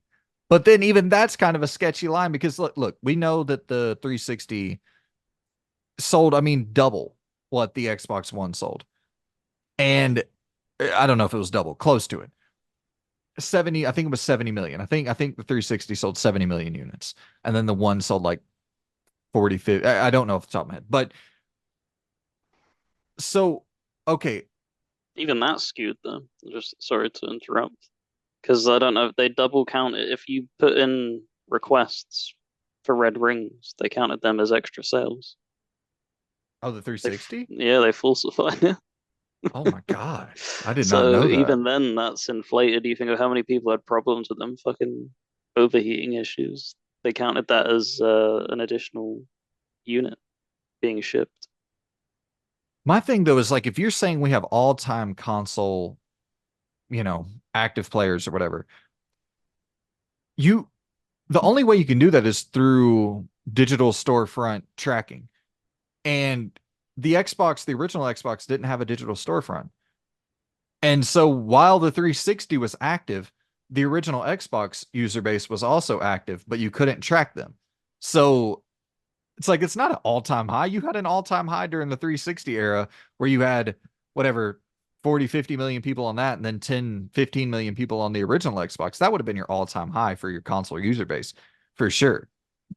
They're probably also skewing it further by what's to say they're not counting The PC Game 360. Pass Oh, yeah, and yeah, yeah. PC Game Pass as well. Yeah. They're probably also counting 360, or then people fucking rushing to get in their games and purchases before the store closure. That is funny, man. Wow, we have like free logins in 1 week. Oh boy. Yeah, I just thought that was a sketchy line. It's not like it's not the end of the world. That's what business people do. They try to Yeah, you inflate. bend the truth Yeah, and make it a lot more cozier than what it is. So yeah. yeah. Um, but let's go on here. He said that Phil Spencer said that Todd likes his things when talking about other developers possibly working on Fallout. He said it though like in a somewhat cheeky manner, and he was like Todd has acknowledged the success of the Fallout TV show, and he was kind of like laughing the whole time while they were discussing potentially other developers going on to work on Fallout. So like this kind of to me sounded like okay, Todd is he's finally opening up a little bit and considering letting someone else go in there and take a crack at a Fallout game or at one of his properties. So The thing not that much there, but baffles me though, the thing that absolutely baffles me is that they they've had Obsidian do it before, and it's not even their IP. Like they right, own it now. They, it wasn't he didn't conceive that IP. true. In Why on Exile, earth are you so fucking like iron grit? Like Elder Scrolls makes sense because he was there like a lot longer, and it's not something that they bought out. right. That's their own, original idea. So to be so tight grip before that is just crazy to me. Like I don't, I sure you're probably like the biggest fan then like of your own thing, but even then, how can you look at the success of the TV show and be like, a ghoul update in 76 is enough. That'll keep the players tided over. It's like Todd, no, no, Todd, stop. No, Yeah, I you agree. need something else, brother. Phil also stated that you are going to see more of our games on more platforms. And he says, we just see that as a benefit to the franchises that we're building. I really fucking wish Ryan McCaffrey would have followed that up, asking like what goes into choosing I which reckon he games. was handed a I reckon he was handed a post-it note to be like, I'm gonna say this, you're not allowed to Yeah. poke me on this. If you want, like, you can have this cool quote, but you're not allowed to push that. This is what that Yeah. probably was. It's the thing though, like I don't want to go into this too much, but Ryan McCaffrey's one of the only dudes in the industry left who could tomorrow leave IGN and start up a Patreon and make six figures a year. Like he has that level of cachet.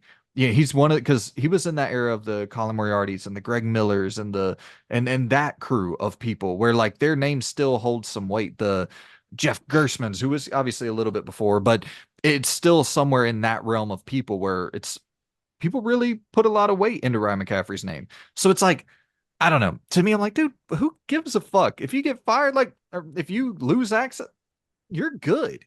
You can go and start a Patreon tomorrow and do a solo podcast the way Jeff Gerstmann does and be fine. But Yeah, I don't know maybe how he much just money likes he's the making. Well, you might just like the security and the simplicity of, they're so big now. I'm sure a lot of their work gets delegated. That's not like throwing shade at him. The higher you climb, the less you have to do hands-on. Because a lot of like you see it as well, like when they're doing the IGN reviews, is that the person, quite a few of them, they're not even the people who reviewed it who are voice. They're just reading a script. Right. So Yep. you're not, you've probably played sections of it, so you can piece things together, but these aren't your exact words. Totally. Yeah. It, if you would have just said, "Will," I'm not trying to go in too much on him. I like I've been watching him for years. I'm a fan. But if he would have just said, "Will Xbox continue to have exclusive games?" and just leave it there, like as the most vague, you can weasel your way out of this in every possible direction. If he would have just said, "Will Xbox have still have exclusive games in the coming few years?" That's such a softball, in my opinion. But it is what it is. Um, Sea of Yeah. Thieves. Sea of Thieves was the best selling game of May 2024 on the PlayStation Store. How do Yep. you feel And about that? PlayStation players, the lunatic ones were saying, that it was a waste and threw shade its way when it was on Xbox, and then they said, "Oh, we don't want it on here," and it's just like, well, clearly you do. Mm, Clearly, it's just, tribalism that you just love to stir the pot and stuff. I think it's good. It's good. It's good. It's a live service game. The more players that play it, the longer it exists for. Simple as that. totally. So it's a net positive. I would, when it comes to like their more structured single player games that are like set in stone that when you think of Xbox, you think of like Gears and stuff, I'd be a little bit more bummed out if that ends up making its way over. But I don't think this is like a hot take or like a revelation. Like Hellblade 2 is going to be moved over to I can see PlayStation. that. That's going to be in the next wave that goes over because it did, really good Game Pass numbers, but you can be damn sure no one bought that game. Like you didn't generate hardly any money from sales, so to recoup the budget that that game commanded, put that on PlayStation next year, maybe even at the Game Awards, perhaps earliest, and just scoop a little bit of PlayStation percent. Well, and that's the thing. I would buy a physical copy of it. Like if they did the same thing that they did with Limited Run, absolutely. I'm fine with double dipping there and buying a physical copy. Well, I didn't double dip. I played it on Game Pass. Um, But yeah, continuing with that, with what you were just saying, former Xbox exec Mike Ybarra said that Xbox is unsustainable if they don't embrace other platforms. So kind of goes on to this whole wider thing where it's like I think you and I are both in the same boat of like we believe in console exclusivity. We think it makes the platform valuable. We think it makes the or I should say I don't know if you feel this way. I think it makes the platform valuable to third party publishers as well, where they go, okay, 50 million people over here on PlayStation because of God of War. We got to make sure we put our game over there as well because we don't want to miss out on that 50 million player base. We got this other platform who has a smaller player base because all their games are also going over to this other platform to PlayStation or Nintendo. And people that really want to play Perfect Dark are waiting on it because they believe it will end up getting ported to place like that sort of philosophy. I do believe that's a real thing. I do believe it's harder to get people into your ecosystem if they think there's a potential future where they get their game into the ecosystem they've already bought into. I do think it's harder to sell consoles that way, and I do think that makes your platform less valuable to third party publishers, which is for sure a worry. But did you have anything you wanted to hit on there about the multi-platform approach before we jump on to the The closures? only thing I guess I'll add is I think people are going to see a lot more. I don't know if you remember in like the 360. gen. There were a few games that were planned to make its way to the other side of the fence that sold so poorly that they just canned them. What was that? What was that first person shooter on PlayStation? Resistance, Killzone, uh, Haze, I think. Haze. Haze. I think that had a plan at some point. They were going to bring that over to Xbox, and it just sold like arse. So they canned it. With production and development costs being at an all-time sky high, I think what you're going to see is they'll target,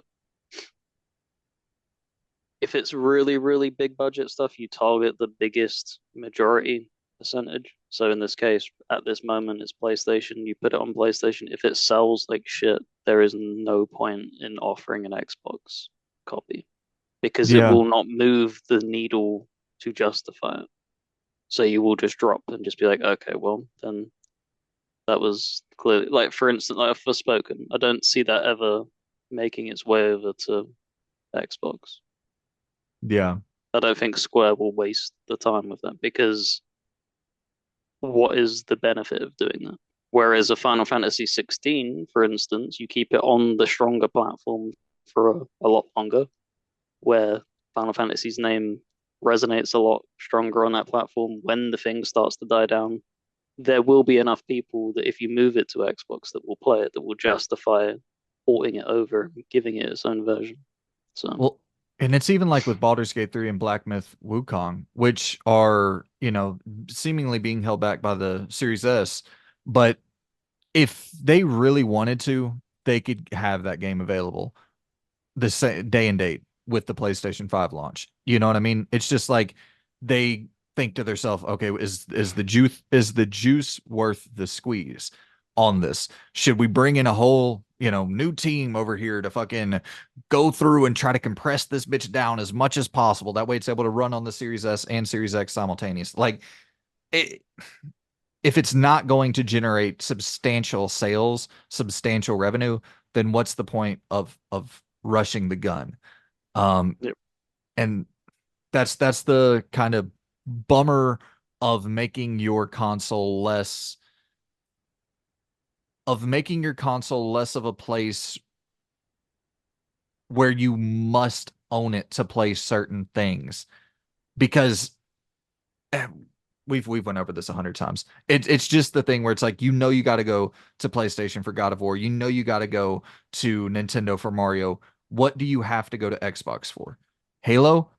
You know what I mean? Gears of War? Like Yeah, it. the titles don't bring it in, and on top of that, the biggest, stupidest decision that they could have made, which I think they're heavily regretting now, because it started off as a success, but having two requirements, system Yes, requirements, is the stupidest thing that they could have possibly done. agreed. Why on earth did you do that? It it just makes no sense because it was hard enough. It's why you saw like Vita struggling and stuff because they needed to have their own set of stuff, and it feels very reminiscent of that. Like there's that big of a difference and stuff. So Yeah, the quicker we get out of this generation, and the quicker they bin that toaster, the better. absolutely.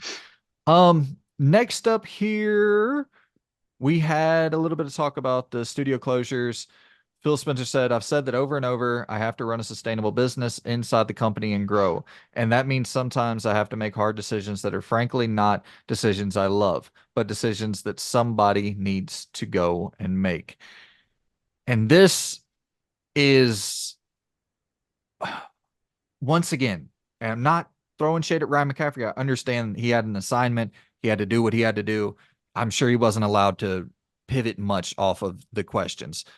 But like what I would have wanted here would have been somebody to say, well, what about when Aaron Greenberg tweeted out that it was such a success for you guys, that Hi-Fi Rush was such a success for you guys on a commercial level, on a Game Pass level? Like what there just needs to be a little bit more accountability. If you're going to go up and do these interviews, which I don't think you should do, that's my weird kind of They hot take. keep drawing fucking attention to it. Just shut the hell up. Shut up. You just had one Like, of the best showcases ever. Shut yeah, up. yeah. because it's something. It's not like this is new either. This is you rip the band-aid off months ago. Just move on. Go away. Like you think of, it's always easy to look over the other side of the fence, as I say. Like, look how quickly people moved on from Sony Ben's stuff because they didn't keep fucking bringing it up at every given opportunity. Like it What happened with sucked. Sony Ben? The They didn't want to do like Days Gone 2, right? Oh yeah, yeah, yeah, yeah, yeah. Yep. And that like dominated a lot of like the news articles for a while. And the person, I don't know who the head is of the studio, was like really disappointed that they were Yep. like, we thought this did good numbers, Yep, for sure. and you just like Sony closed the lid on it, tightened it, and put it back on the shelf, and you didn't hear jack shit since. And that's the And way it should be. and that leadership's gone now. John Garvin, Jeff Ross, they're both gone. Sony Ben's going to go on to make probably a pretty shitty service game. After making what I thought was just a tremendous survival horror open world game, which is such a bummer to use that tech for such a disappointing project. I shouldn't judge it before seeing it. I don't know, but I assume with that was right under the nose of that Jim Ryan fucking oof, everything's goddamn service to So that this motherfucker. looks like The Last of Us, but it's not The Last of Us. I don't want it. Oh It's like, boy. god damn. We also learned that Eidos Montreal, this wasn't from this interview, but this we also learned that Eidos Montreal, creators of Deus Ex, is assisting on Fable's development. So just kind of staying here in the Xbox territory. And this is great news. Kind of similar with the initiative working with Crystal Dynamics for Perfect Dark. Like, fuck yeah, bring on all those old school, or not old school, but the ex Square Enix talent to come and help you. When they were in their fucking let's scoop up everybody and anybody, I was so fucking. I know that they command ridiculous budgets, but if there would have been any studio that you could have gone out and purchased, which would have exploded you forward in sales, in my personal opinion, like it would have either been if you could have somehow wrestled some of the developers off of Sega because they're just on a hot streak right now, like an Atlas. Imagine if they bought out Atlas completely. That would be insane. Or it would have been Crystal Dynamics and Eidos. Like it's cool that they have these really, really close relationships because it's kind of reminiscent to, they worked really close with Bethesda for years and years and years. So they had, deals behind closed doors and stuff like that. And, they could be like, yeah, we'll fund a Deus Ex game later down the line, guys. You give us help and stuff. Like that. That's what I'm hoping spawns from this. Absolutely, man. Um, I think that is about it for that Phil Spencer interview. And it's also the thing, it's like, dude, they could have bought him for $300 million. Two of the most talented teams in the world. Fucking but that was right when they I were don't even think it would have moved. And like, would it have really made that big of a splash? I know they were buying out Blizzard and stuff at the time, wasn't it? that yep, that's exactly what I was about to say. I feel like you could have. It would have been such an easy argument to like get them under your wing. I don't think it would have made it any different because the whole thing is why it was drug out with the Blizzard thing is because of cloud gaming. It had nothing really to do with, oh, you're buying out this, you're buying out this, you're buying out that. It was, these are a lot of online service games, and you're constantly banging on about, cloud gaming and being like the head of that push movement. If you Yeah. buy out like Call of Duty and exclusively tie it to cloud, that would be catastrophic for a lot of people. I just think they were so gun shy. They were like, we don't want to draw any attention. We gotta get this fucking deal done. So I get it. It is what it is. But that is pretty much the Phil Spencer interview in a nutshell. And like I said, that last bit was actually I think I was that Tom Warren on Twitter where I saw that. Let me go check. I believe so. No. I'll have it linked for the I'll find it and link it in where I saw that Eidos Montreal, creators of Deus Ex, is assisting on Fable's development. So good news, great RPG developer helping to hopefully usher in a new great RPG. Well, actually, you know what? How about we jump into the Ubisoft Forward? Because that's a lot of shit. It's really, Loon, what I was thinking of with the Ubisoft Forward is mainly just talk about Star Wars Outlaws and Shadows. There's really no reason to talk about everything that was revealed here. Revealed here, Oh, Jesus you don't Christ. want to talk about the For Honor stuff? Oh boy, that woo, hell yeah. The I will say before we get into Outlaws and Shadows, did you see that Sands of Time remake was announced for a 2026 release date? All they did was they showed a fucking flickering candle Yeah, and Sands of Time coming 2026. Like, dude, yeah.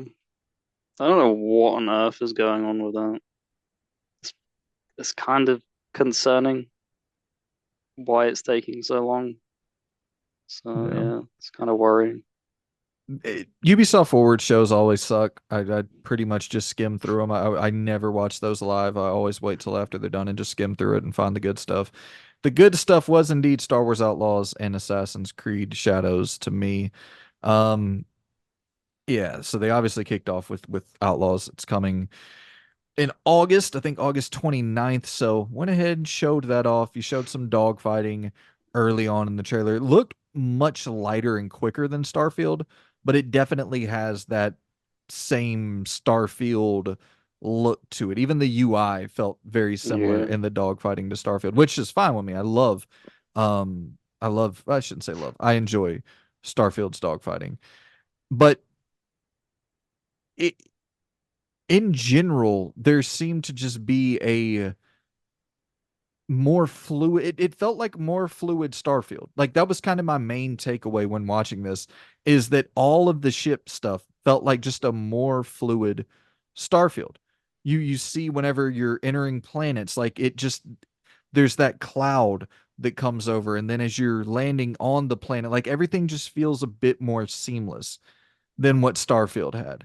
And obviously not having the Starfield's loading screens were crazy. I love the yeah, game. One of my favorite games of the generation so far, but those loading screens were rough. And the Outlaws just seemed to make or I guess Massive seemed to make really intelligent decisions on like on what they're prioritizing because it's going to be a much smaller game than Starfield. There's not going to be all this crazy shipbuilding where it's essentially Lego blocks that you're stacking together. You're not going to have branching dialogue options that are as vast as something like Starfield. You're not going to be able to pick up every fucking grilled cheese sandwich and store it inside your ship. Like there's limitations to Outlaws, but I think it's probably the correct limitations when just trying to create a good action adventure video game. yeah.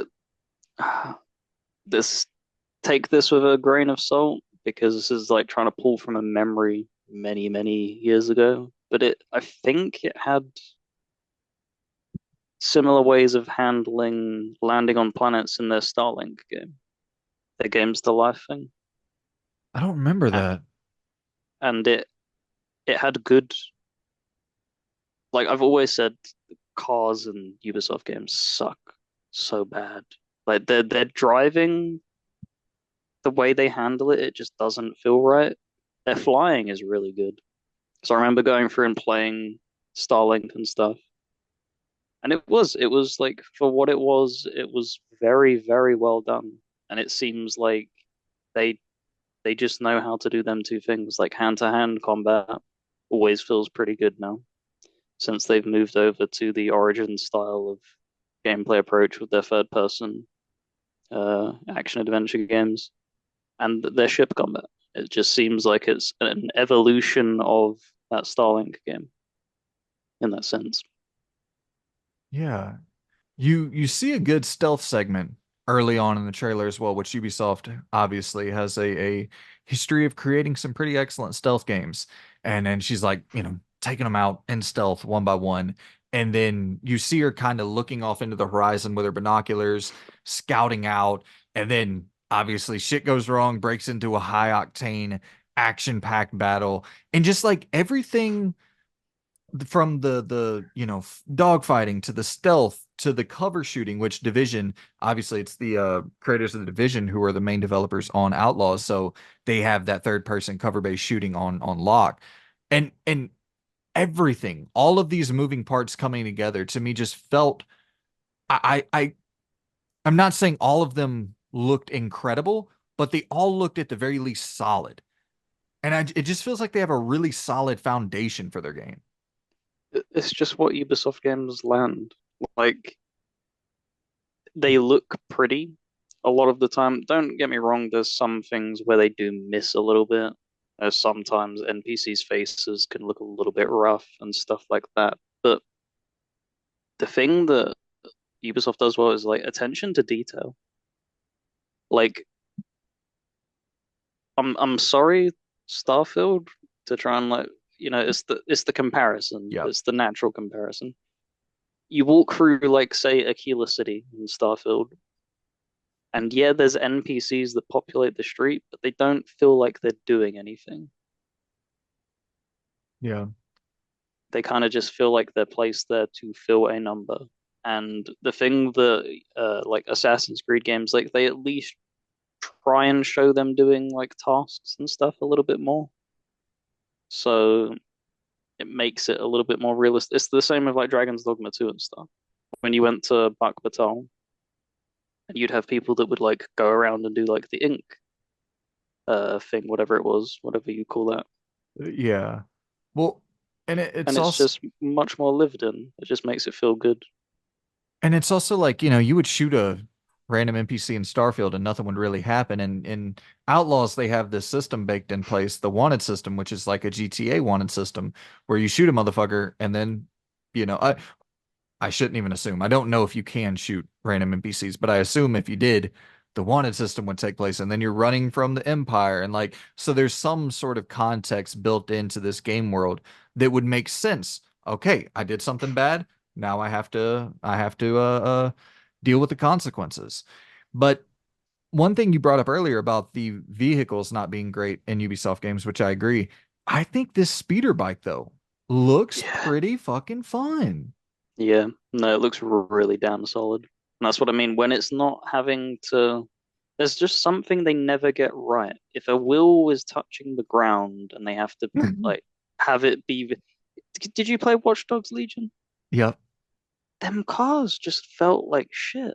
Yeah. Like there was not a vehicle in that game, and the only thing that felt good to fly was them little hover bots that you could go around in, that you had Right. like access to in the mission. And that's what I mean. Like The one you steal when from the they, construction guy? Or what? Yeah, yeah, yeah, yeah. that's what I mean. Like they're flying and stuff and hovering. It's always felt solid. Just their normal cars and bikes, they've just always felt crap. So to have this be a hover bike, it's perfect. It just fits straight into their strong suit. And yeah, it's going to make exploring, I cannot express this enough, so much more fun than Starfield. Oh my God. Like, you're not just going to be staring at a compass, a meter marker, just ticking down 1 meter at a time. And it's just, yeah, it's going to be so much more engaging. Did you see the Red Dead? They had the Deadeye meter in there at the end of the trailer. Kay Yeah. pulls out the blaster and hits up like 8 dudes with the Deadeye. Like they got good shit going into this, man. A cool thing that I think you would like was the moment where Kay makes Nyx drop the object. I think it's like a light or whatever. She makes Nyx drop it on the enemy's head. And so it seems like, things like hanging lights or fans or whatever stuff that's on attached to the ceiling, you can send Nyx out there to detach it and it'll drop on the enemy's head. So allowing you to mess around with the environment a little bit Yeah, more. environmental interaction is always like a great thing. It's never like you can never knock it for trying to do that, even if it does it poorly. Like, and this is, Ubisoft. They originated from Splinter Cell, popping out lights and stuff. Like, this is what I mean. They just pull as much as their concepts are kind of overused. Like, at least a lot of the concepts are strong core concepts, and every time they do at least reuse it, they try and at least polish little bits and make it more and more refined. And I think what they suffer from is maybe just too much of going back to the same thing and polishing and refining it. Maybe they could be a little bit different in that aspect. But this, of all the most recent Ubisoft games, this definitely feels the most different Yes. to me. As I agree. So I have to give them credit. Like this does feel like it's the ambitious thing of doing something that you've not really done before. Like yeah, you can draw similarities to previous games, but like you said, like the dog fighting and the stuff like that is so much on more of a bigger scale and stuff. Well, right. And it's like it seems like it's the combination of all of these elements that are really the shining star. If because we've talked about this in the past, you and I, where Ubisoft, when they're making single player games, the worst they make is like a 7 out of 10 usually. Ubisoft is pretty consistent at that 7 or better for their single player Yep. games. And they might drop down to a 6 every now and then, but usually their single player games are solid. And so if you can take a bunch of really solid ingredients and mix it into this stew, and we have a bunch of variety on offer, which is really what this seems to be: dogfighting. Your Red Dead style, or your GTA style wanted system, your Red Dead style kind of quick draw McGaw dead eye meter, your speeder bike, your dogfighting, your space exploration, you got like an Uncharted-esque climbing system. You have a grapple hook that a bunch of people were, once again, people who previewed this, and people went hands on with this. A lot of people were talking about using that grapple hook, and you're climbing and you have to use it real quick, and they would fall to their death a lot, and it kind of had that nice intensity to it. And also, talking about game of the show, going back to Kind of Funny again, I was watching a lot of their preview coverage, them and Easy Allies. And Kind of Funny, Greg Miller over there said it was his game of the show. And I often kind of have similar taste to him, where he seems to like chill, fun, popcorn blockbuster, AAA style of games. And like, I love that shit. And I heard a lot of people talking about Uncharted similarities, like comparing it to Uncharted, and even a few outlets kind of negatively comparing it to Uncharted, saying it's real, it's maybe a little too simplistic. And I'm like, yo, you're telling me a $300 million blockbuster Star Wars epic action adventure game that's similar to Uncharted? Like, Why Uncharted is, would you want to overcomplex? It's Disney for Christ's sake. yeah, Disney is at the reins. That this is the it goes back to what we've mentioned earlier. You want to hit as much of an audience as possible. It's a Star Wars title. You want as many people playing this as possible. I want to yeah. throw further heap of praise on the bike thing as well, though. It actually has a sense of speed. Oh my God, Gotham Knights! Could you please look at that and like not put whooshing effects to make it? That is hilarious. That you know what? I'll also throw Inquisition under the bus for that as well. I Yeah, don't know if you the knew that. the The fucking sprint. horse. The horse didn't move faster. They just put wind effects on it to make it's just like what is going on, guys? That Because is that so funny. speeder has speed to it. Well, It is in the name. It is fucking lightning quick. when you're seeing her hover over the water, like you're seeing the ripple effects like in real time, where the water is like moving dynamically as the bike is traveling across the lake or Yeah. whatever it is. Like, she's getting it. Um, So I mean, just the attention to details that they do. It's just yeah, very appreciated. yeah, absolutely, man. You see a little bit of the decision making. I will say, I think I have two major, not criticisms because I haven't played it, but two major worries with this game. For one, one's not even a worry. One is a criticism because you can just see it. And this isn't one of those goofy fucking internet dweeb things. Like, I'm not saying K She isn't hot. woman. Yeah, fucking caveman.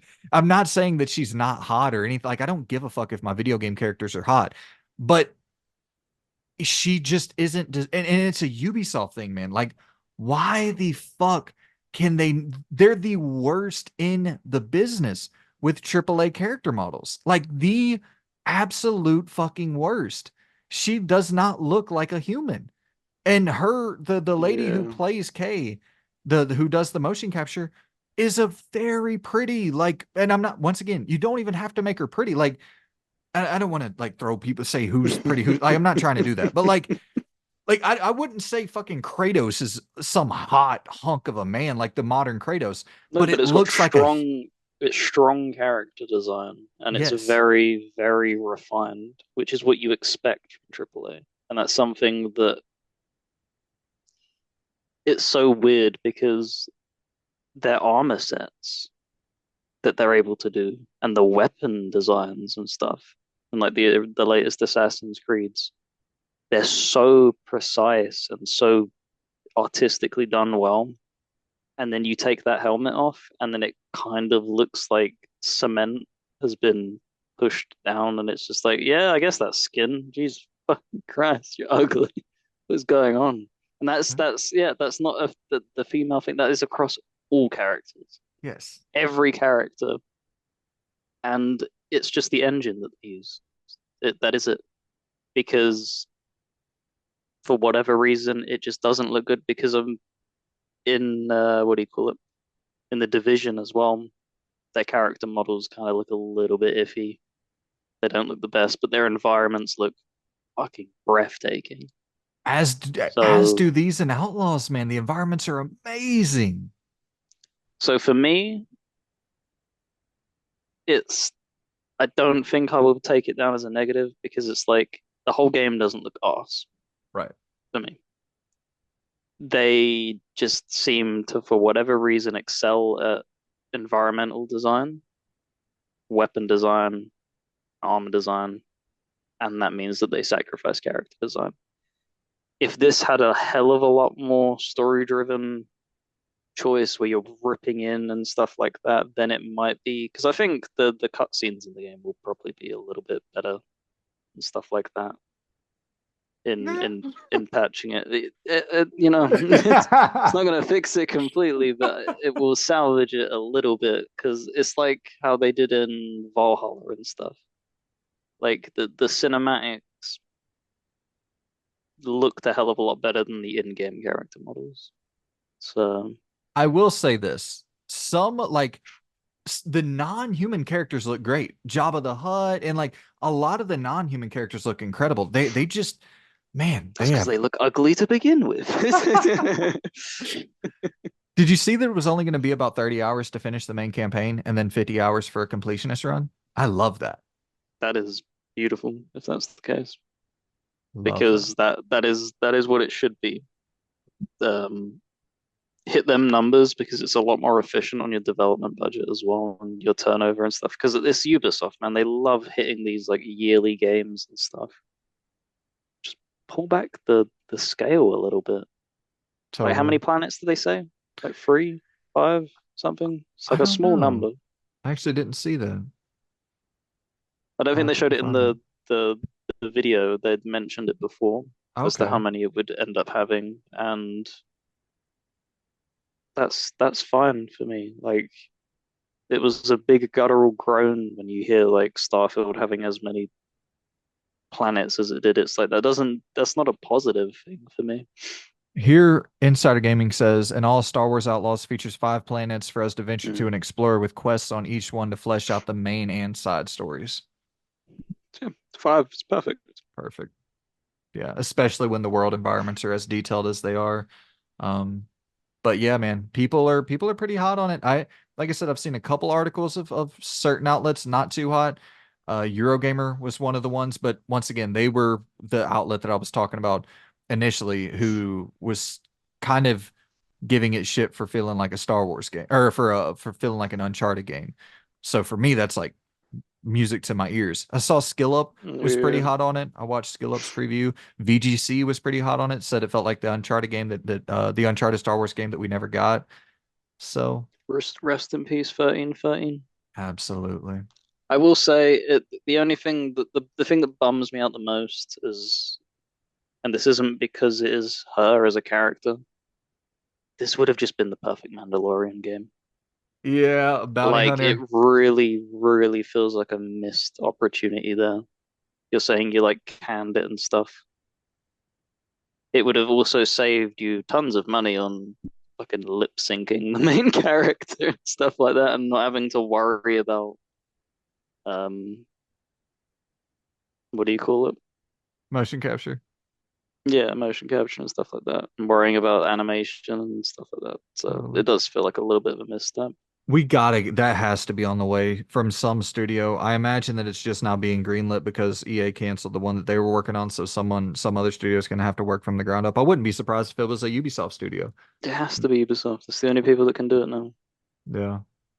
Yeah, who else could even do that? I mean, Machine Games, maybe a first person I version don't of, think that they could do like a jetpack though with right. machine games.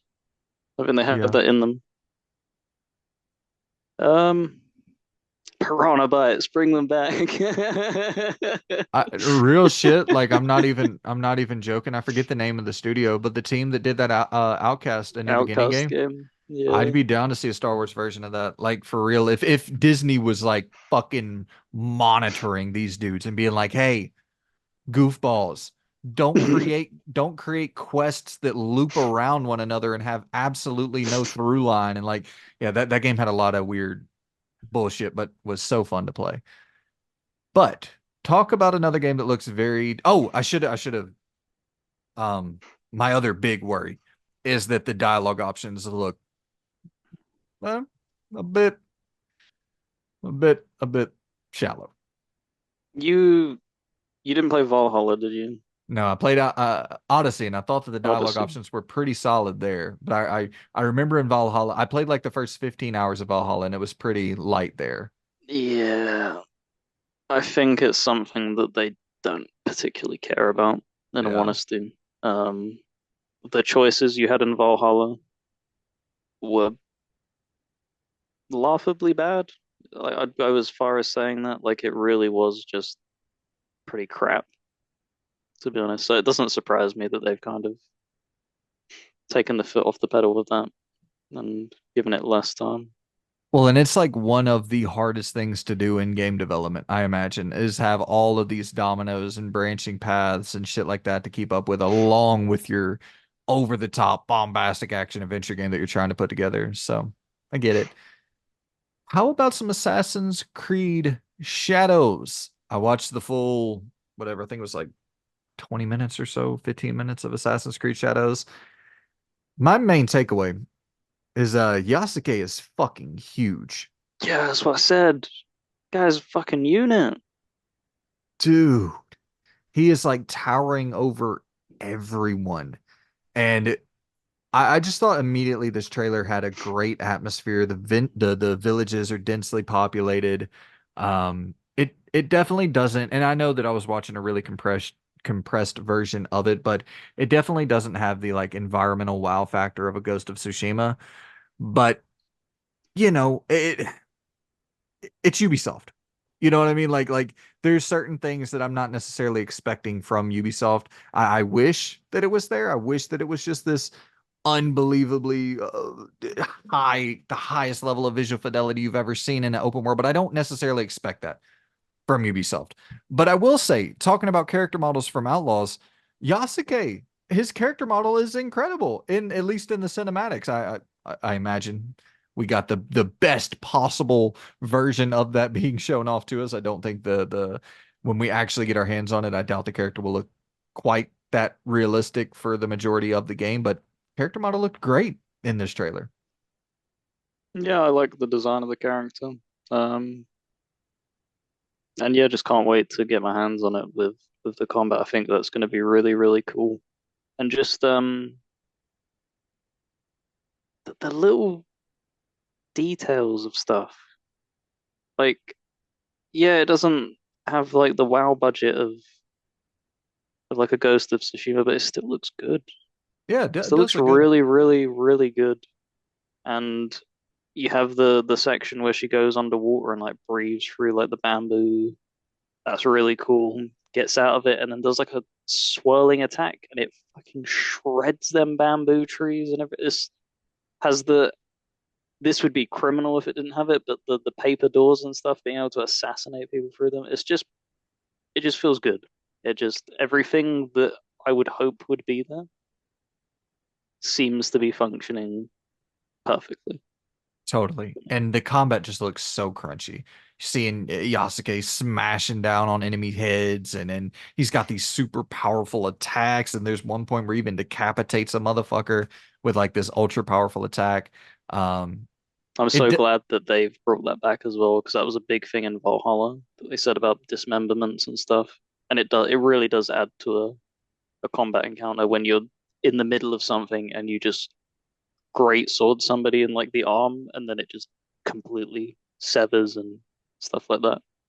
that's a point that I find interesting though, because it almost seemed like the only time there was any dismemberment was through very canned animations where it was like he did the powerful attack, it would do a little cut, and then it would show the head popping off as if maybe you weren't even like performing the full move.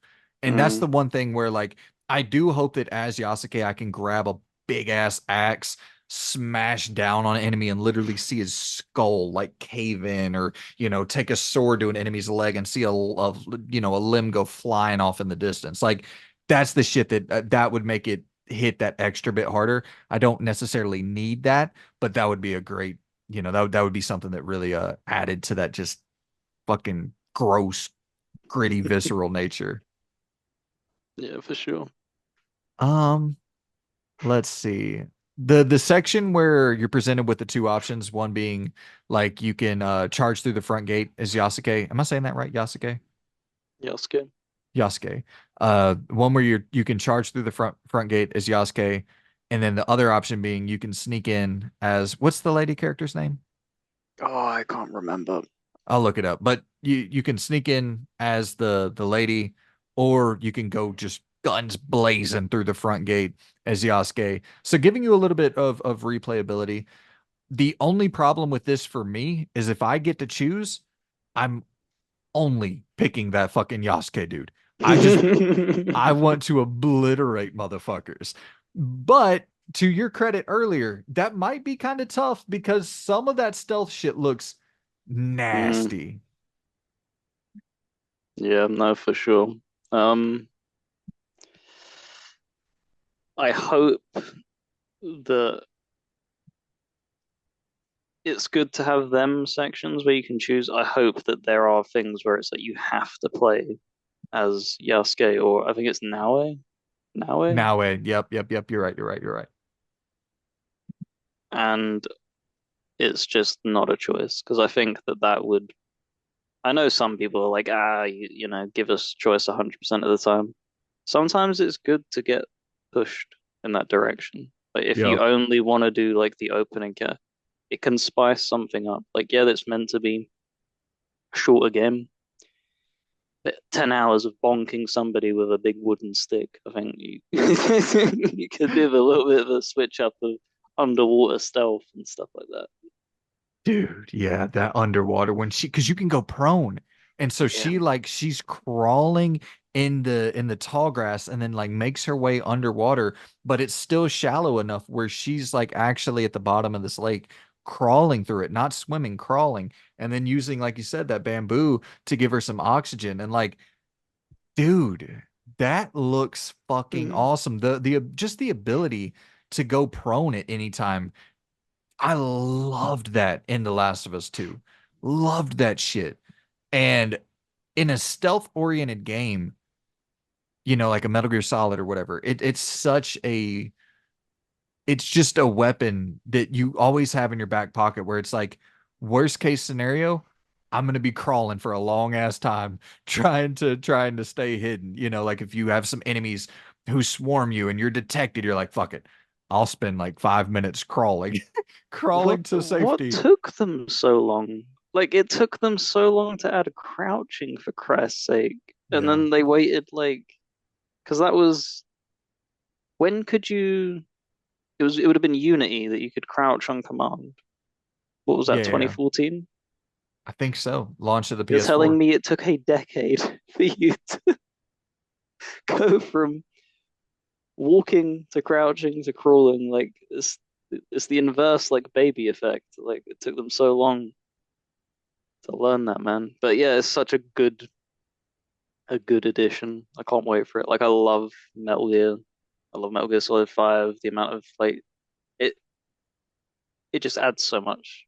Just crawling through everywhere and stealthing and completely ghosting through checkpoints. Can't wait. Dude, like The grapple hook looks amazing as well. And I know we're talking about a lot of similar things here between Outlaws and Shadows, but that's kind of the nature of these games. But using that grapple hook to elevate vertically, and there's even that one moment where she's sneaking around and cutting off the lights and she's dragging certain like innocent people out of harm's way. And then like you said, she's stabbing motherfuckers through those those like paper-ish doors. Yeah. And then like an enemy is walking into the room that she's in, and she hits that grapple hook and latches up onto the ceiling above her. She's almost like a la Spider-Man, hanging up there for a second. And then also the one where she like shoots up, she does that grapple gun and she like shoots up over this environment, ends up like landing down on top of the enemy and taking them out. Like it just looks like the combat with her seems really, really fun. And I love that because I'm so much more drawn towards that Yasuke style of gameplay. But if her combat is that damn fun, that damn engaging, I probably will at least at times mess around with it just to tinker with those different systems for the stealth. Yeah, no, for sure. And you And have that ball and it's chain too. yeah. That was You nasty, gotta you that gotta ball and give them chain. credit as well that they could have just made copy and paste and it could have just been a gender swap and that is it.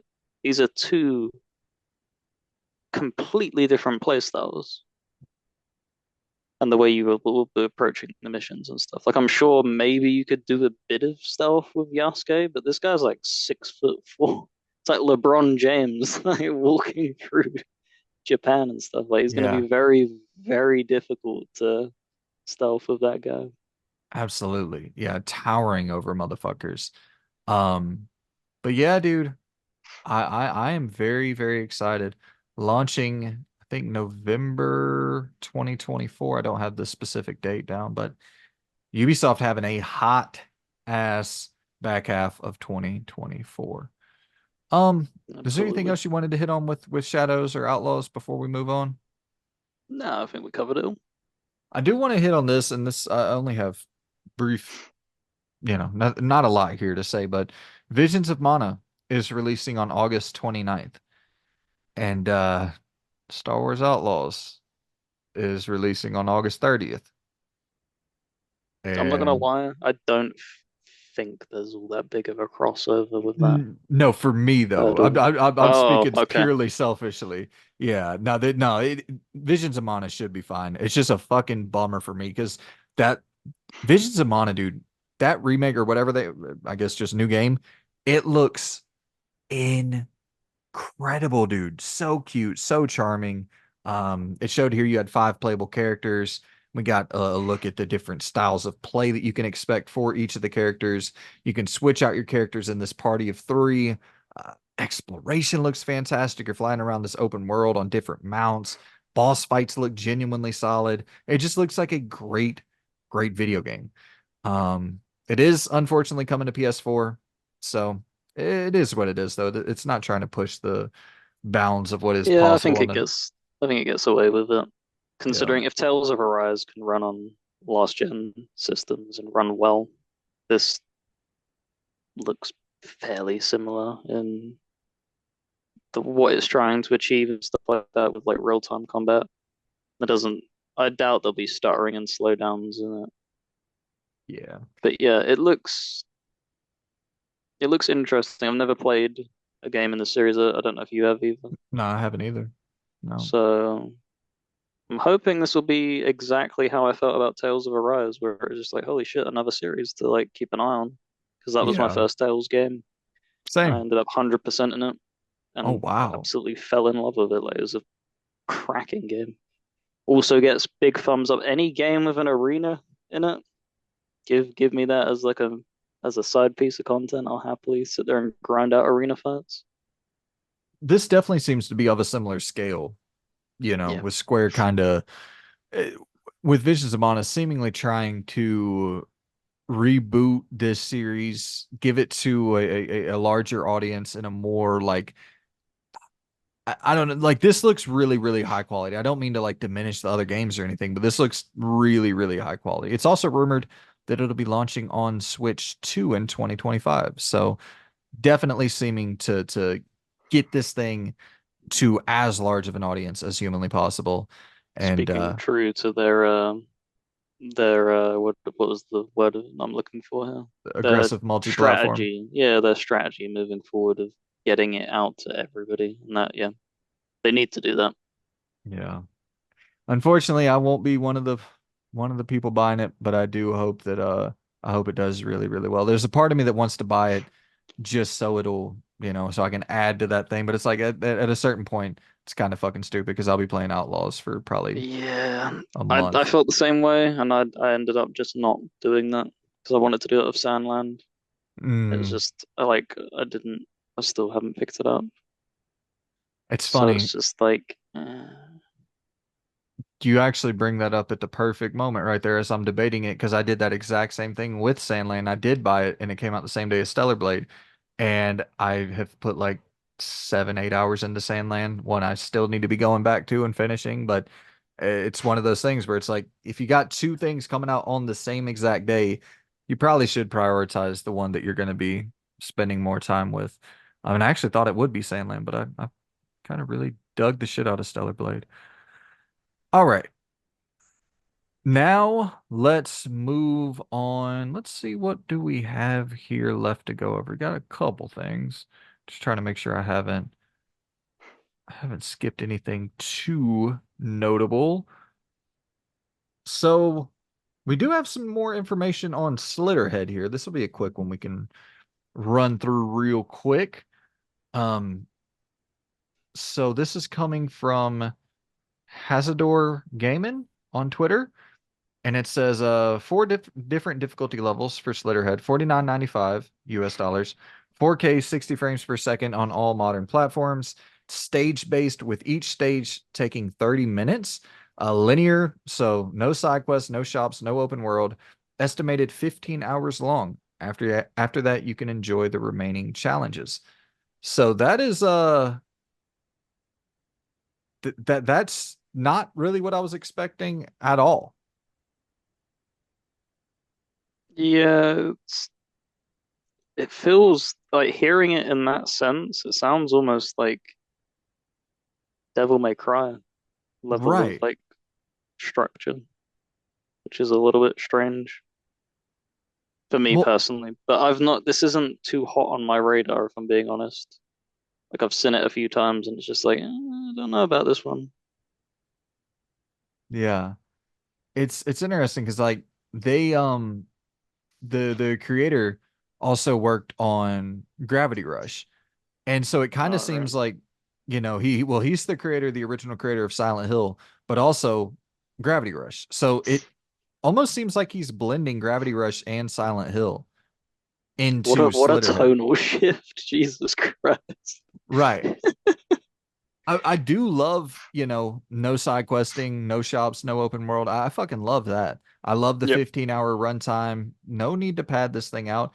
I, I've talked about it before. I don't really think there's anything all that impressive about the gameplay. I don't think the gameplay looks even I don't think it looks good at all. But I'm very, very open to being wrong on this. I want this to be good because I love a good action horror game. So, and in this double A-ish space, fuck yeah, I will give it a go. Yeah, I think for me it'll be one of the things where I wouldn't probably pull the trigger day one. It'd be Oh, something like Alone in the Dark with like it's much more in your wheelhouse, and I'd probably wait until hearing about it and then base a judgment on whether or not I'll wait for like a deep sale or pull the trigger. yeah. I it would very much depend on reviews for me. Like if it reviewed horribly, probably probably wouldn't be there checking it out. But I I'm at the very least, I'm definitely curious. Definitely, definitely curious. Um, this next one, we have some more news about the Alan Wake 2 physical situation, and I found this from Does It Play. who does excellent they do excellent coverage of all things regarding physical video games. They tweeted out, looks like we now have confirmation for the details of the Alan Wake 2 physical release on consoles from the game director himself. The PS5 version, the physical PS5 version Alan Wake 2 comes with the base game plus Night Springs DLC on disc. Xbox is only you only get one disc and will need a download because of that. So, Woo. Go eh, Xbox. I'm hoping that at least with Xbox, the entirety of the base game will be on that one disc, and that the DLC will just be something that you have to download. Do you know how big the game is, out of curiosity? I don't. Let's see. Because I someone can feel free to correct me if I'm wrong. I think Xbox can only fit 50 gigabytes of data onto their discs. Oh, well, I can almost guarantee it's bigger than 50 gigabytes just looking at I'm Alan Wake 2. 99% sure that that's the case, and that's why they get a lot of shit because they can fit that much. It's a cheaper form of Blu-ray. I can't remember what the exact name for it is. And that's the difference between PlayStation discs as well. Is like they also don't have that DRM crap as hard as Xbox, but there's also less of a cap. I don't know how much you can fit on a PlayStation disc, 100 gigabytes? I think it's 100 gigabytes. Or I think it might even be 150. Yeah. You're right though. 50 gigabytes on an Xbox Series disc. Yep, it fucking hurts. I'm gonna It's check why PS5. this is why I'll also say, as much as I collect for Xbox and stuff, um, this is going to be for like maybe the one person out there that doesn't know the information. If it's an Xbox One and Series X, like it has the two versions where it says it's in there, you will only get the Xbox One version on the disc. You Yep. never ever get Series X content on that disc. That is a download only. So like Tales of Arise did that, and plenty of other games do that. So just keep that in mind. Yeah, that's why I was so happy about the Cyberpunk release because, man, if you only get the Xbox One version on the actual physical disc, Woo! you are going to be preserving some dog shit. But yeah, PlayStation's 100 gigabytes on the disc, Series X is 50. So that does make sense why this is the case. But I'm actually surprised that everything's coming on the PS5 disc as well, if it's only 100 gigabytes, because I would imagine that Alan Wake 2, the base game, is probably somewhere around 60, 70. So I don't know. Yeah, maybe the DLC's Yeah, 30, they 40. wouldn't. I don't even know if it'd be 30, 40, to be honest. I haven't heard much about that DLC, so maybe it's not that big. I don't really know. Because I'm drawing a blank on the names. The DLC's control head were pretty small in Oh comparison yeah. to the base game and stuff like that. So yeah, I think it will clock under 100. Nice. Well, let's go on to another Xbox podcast deep dive. They did a deep dive on Metal Gear Solid 3 with I believe the game's director, if I'm not mistaken. I should have wrote his name down here. But yeah, we got some details. They're saying it's more than a remaster, a full-on remake, obviously. We know that. It's running on Unreal Engine 5. We knew that. This is something that I did not know. So you can play the new like over-the-shoulder modern style perspective, or you can switch back to the classic camera angles in this mode That's called Legacy. crazy. Yeah. That's so sick. Imagine that in Resident Evil 2 where you could swap to the old school PS1 camera angles. That would have been so cool just as a novelty. I'm wondering why they didn't do that. Like even just as like you could charge money for it because Yeah. it will take no effort to get that running, but like as a $10 DLC, be like legacy mode. I feel like that would shift a few copies. Yeah. And you can also use this legacy legacy filter, which applies that yellowish hue to the screen that was in the original Metal Gear Solid Yeah, 3. So you can either make it look, which I probably won't be doing that, but you can yeah. have it running with all of its modern visual fidelity intact and seeing all the foliage and all the beautiful fucking environmental details, or you can throw the piss filter on. Classic PS2 piss filter. But people love that piss filter, so shout out. Let's Yeah, see. I'm a lot. I think I'm a lot hotter on this game than you. I'm getting there, man. I think it was top three for everything that was shown for me. It's in that top three. Oh, I don't think spoil it. so. Yeah, I can't wait to get that in my hands. Yeah. Dude, I'm very, very pumped. They said that they're remaking this first because, you know, it they believe it makes the most sense to start with MGS3 because of the origins of Big Boss. I Yeah, kind of get that, kind from of don't. from a timeline perspective, because Kojima did that bullshit that what was his name? George Lucas did. Where you Oh do four, yeah. five, six, 1, 2, 3. It's just like fuck. Can we just do 1, 2, 3, 4, 5, 6 like a normal human being? What's wrong with you? So yeah, if they're gonna do that from a timeline perspective, it makes sense. The thing is that I wonder though is you had all of them. Was it on the NES? Yep. Them original ones that came in Hmm. that whatever that re-release was recently. Yep. Are you gonna like touch them at all? I Because doubt it. that's crazy if that's the case. Um, it would be cool. Don't get me wrong. To like have them stories played out properly and give them their own stealth game. But yeah, I don't think that'll happen. But yeah, we'll see how this lands because I did the reservation I had for it was how engaging can you make the game on such a like linear path? Because as cool as Metal Gear Solid 3 is, it didn't really have all that of an open environment compared to like modern games and stuff like that.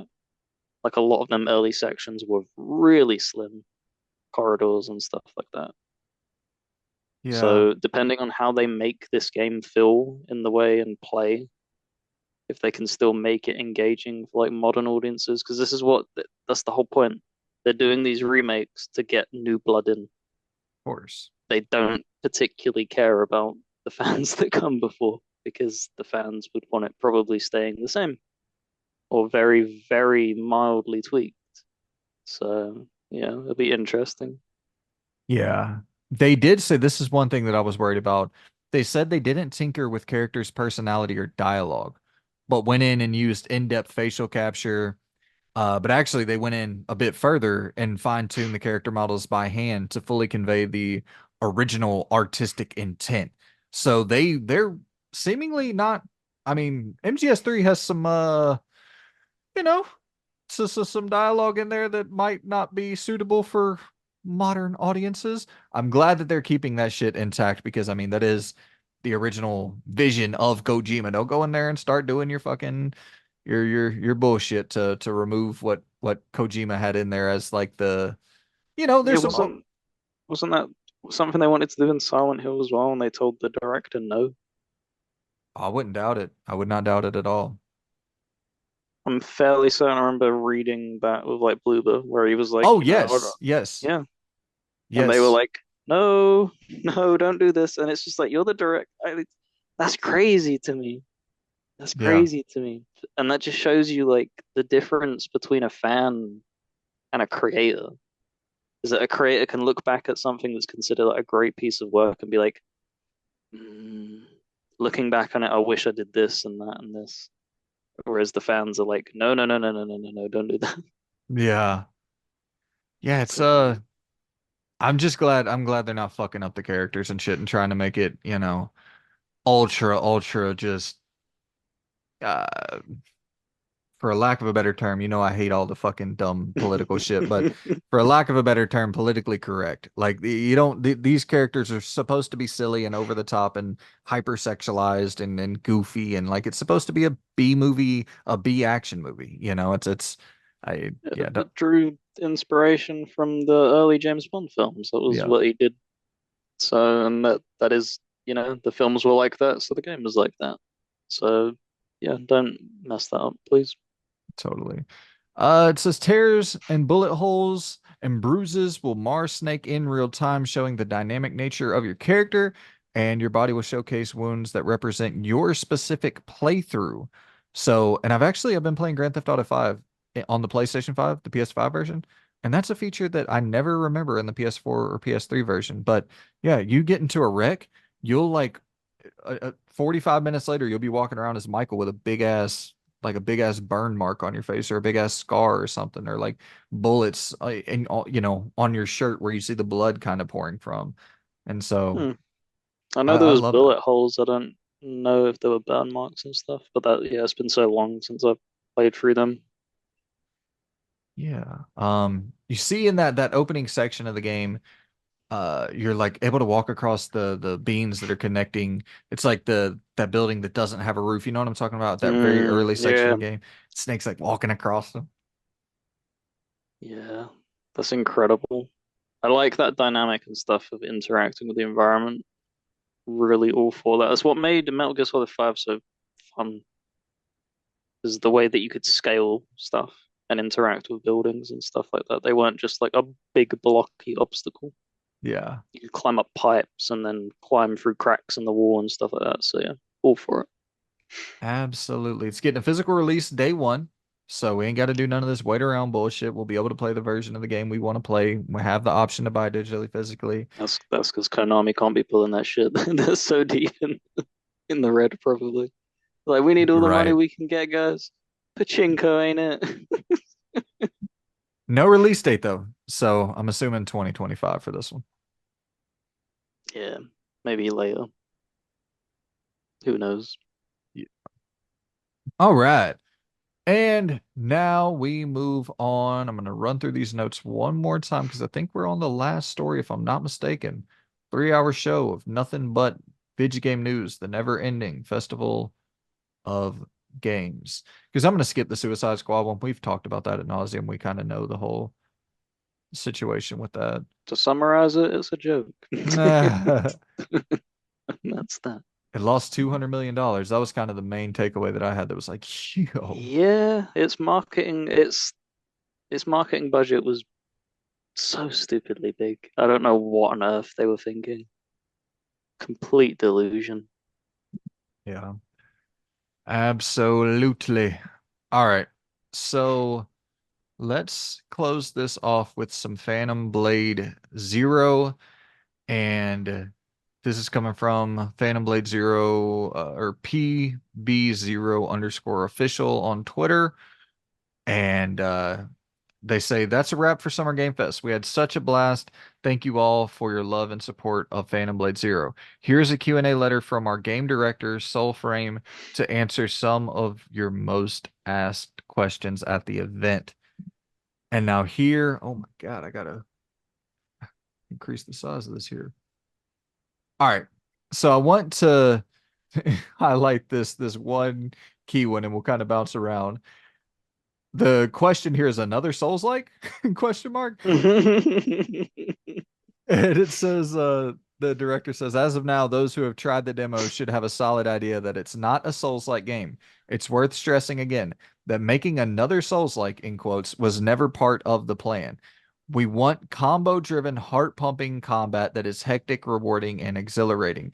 We did take inspiration from Souls-like games such as the multi-layered maps, multiple approach paths, and hidden nooks and crevices, but the similarities stop there. There will be difficulty options, and you won't have to face respawn mobs after you die or interact with checkpoints. So not a Souls-like, it is official. And then you can see that from the pace and flow of Phantom Blade Zero. Definitely more in the vein of a Ninja Gaiden or a Stellar Blade or something like that. But Yeah. yeah, officially confirmed, which is nice. Yeah, there's way too many of them, man. Yep. Way too Agreed. many. Let's see. They said, why a playable demo? And the response was Phantom Blade Zero made such a big splash during last year's PlayStation Showcase, surprising us as much as everyone else. Since then, we have seen quite a bit of doubt on social media with people saying that the game couldn't possibly be real. Our purpose for bringing a playable demo to SGF was to showcase that everything you've seen so far can be pulled off in an exciting and deliberate way. combining strategy and reflexes to create a satisfying experience that is easy to pick up but difficult to master. So I remember a lot of people being like, ah, and I think I might even been one of them if I'm not lying. Uh, where I was like, I don't know. That I'm not sure all that shit's happening in game, but they brought that demo to showcase that yeah, there's some dope ass fucking animation in this game that is rarely seen in the action game space. Yeah, I think it's getting more and more cleaned up and a lot more flashy. So it's becoming more and more believable. Right. If anything, like the thing I find hard to believe now is like first person perspective things when it's like the original like showing of Atomic Heart and stuff that was Right. like red alarm bells. It was like, yeah, this is not going to run that smooth. It's not going to look like that. You're out of your mind. I even had that with Perfect Dark a little bit. I was like, that is y'all are doing some crazy shit with that melee combat that looks way better than anything I've ever experienced in first person. Yeah. Let's see. It says release platforms. We've noticed that some press outlets are calling Phantom Blade Zero a PlayStation exclusive, which is not true. S Game is an independent developer and there's no exclusive deal at this time. In addition to PlayStation 5, we're planning to release it on PC as well. So no Xbox seemingly, and obviously no Switch, but I would imagine an Oh, Xbox version. Switch. No way. But yeah, I would imagine an Xbox version will be released down the line, maybe. And let's see. Online demo. The demo we're providing is offline only. We're really sorry about the disappointment and beg your forgiveness, dear eager gamers who are reading this. The, the unvarnished truth is that the demo simply isn't ready for testing on a large scale at SGF. We have already seen some frame rate issues and occasional crashes. The demo is ready for testing in a controlled environment. We will get to find out what its issues are without being overwhelmed by feedback. So we are taking this step for Mm. now. We'd prefer tackling problems early in the development process instead of releasing something hastily and having it blow up in the player's face. Please kindly bear with us a while longer until we can get a solid demo ready for the general public. I don't know about that one. Like, I empathize with them a little bit with like they worded it perfectly, not wanting to be overwhelmed with feedback. For isn't that what you want in demo? Get it out there and get as much like feedback as possible. That's the whole point of a demo. So I that think if it is in like a woeful state, and because people can look past that and look at like core concepts still, and if things need to be changed, then you'd be able to pivot. That's the thing. I think they probably know it's in a pretty rough state, and they're like, well, journalists, reviewers, they've seen this shit before. They've seen games in a really early in the infancy of their lifespan, and they know that there's going to be, clipping and dropping through the floor and fucking frame rate issues, and they know that they're not going to go out and write these huge articles that generate a bunch of buzz and opposed to if you have a YouTuber out there with 5 million followers who really isn't familiar with how games look in the early development stages and they play it on a demo and they're like, it's fucking trash, it's not real, none of what you see in game actually happens. And then you get you know a viral video dog in the game. Like I could understand wanting to avoid that. Yeah. But that is officially everything we have on the docket for the news 3 hour show. Loon, what you feeling? You want to talk about what we're playing, or you want to just hop into the topic video? I mean, we can insert in at the end. I've not really done a lot, to be honest. It's not going to be too long unless you've like fucking finished like 20 games and you're like, I don't want to No. go through each of them. No, I played two games. I finished one and I began playing another one yesterday. But we'll just go. We'll actually do it as a one by one section. You hit your games first, run through those, and I'll hit mine last. I finished Trek to Yomi. Uh, it's a 6 out of 10 game for me. Me too. Maybe pushing it to a 7. It had really interesting openings, and then the combat just really kind of grinds me down a bit more and more. And then that final boss fight was like, okay, this is I'm not having fun. This None of this is like enjoyable. So just grit my teeth and got through it and was like, yeah, well, that's a game. Yeah. I feel similarly about it. I never finished it. I got like halfway through and I was like, dude, I'm this is very, very okay. Yeah, that's the kindest way of putting it. We'll Yeah. leave it at that. Great art style. Um, yeah. So are you going or am I doing all mine? Did you say sorry? Yeah, you hit all yours first and then I'll close off of Okay. mine.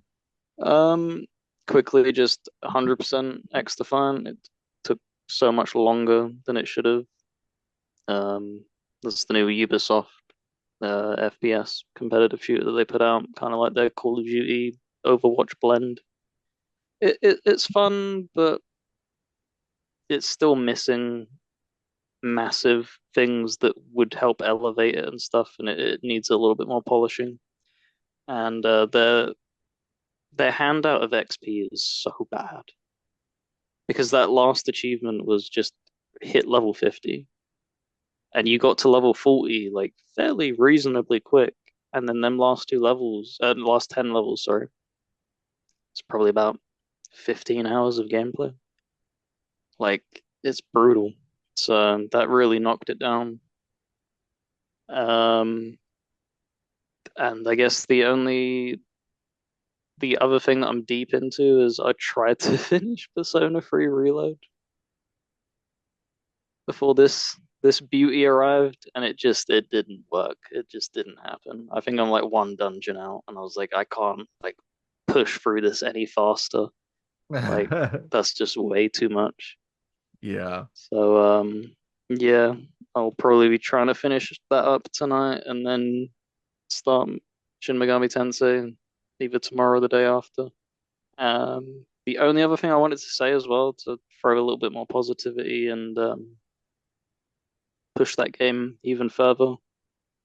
Pathfinder Wrath of the Righteous, but its final DLC launched yesterday. It's in the style and vein of like the Citadel DLC from Mass Effect 3. So it's the ribbon that ties everything together is perfect. So you have like all the other story stuff, the main story, and then you have this thing where it's introduced at like the final act of the game and ties all the companions together and stuff like that. And Nice. oh, it's so good. It looks so good. It added even like they could have just done that in and of itself, but they decided to put in 11 more archetypes as well, just to make sure the game has even more legs than it already has. Like it is such a crazy amount of customization that game has. Like Baldur's Gate 3 has a lot that you can do, but I think each class in Pathfinder has like 8 to 10 subclasses, which all play distinctly different to one another.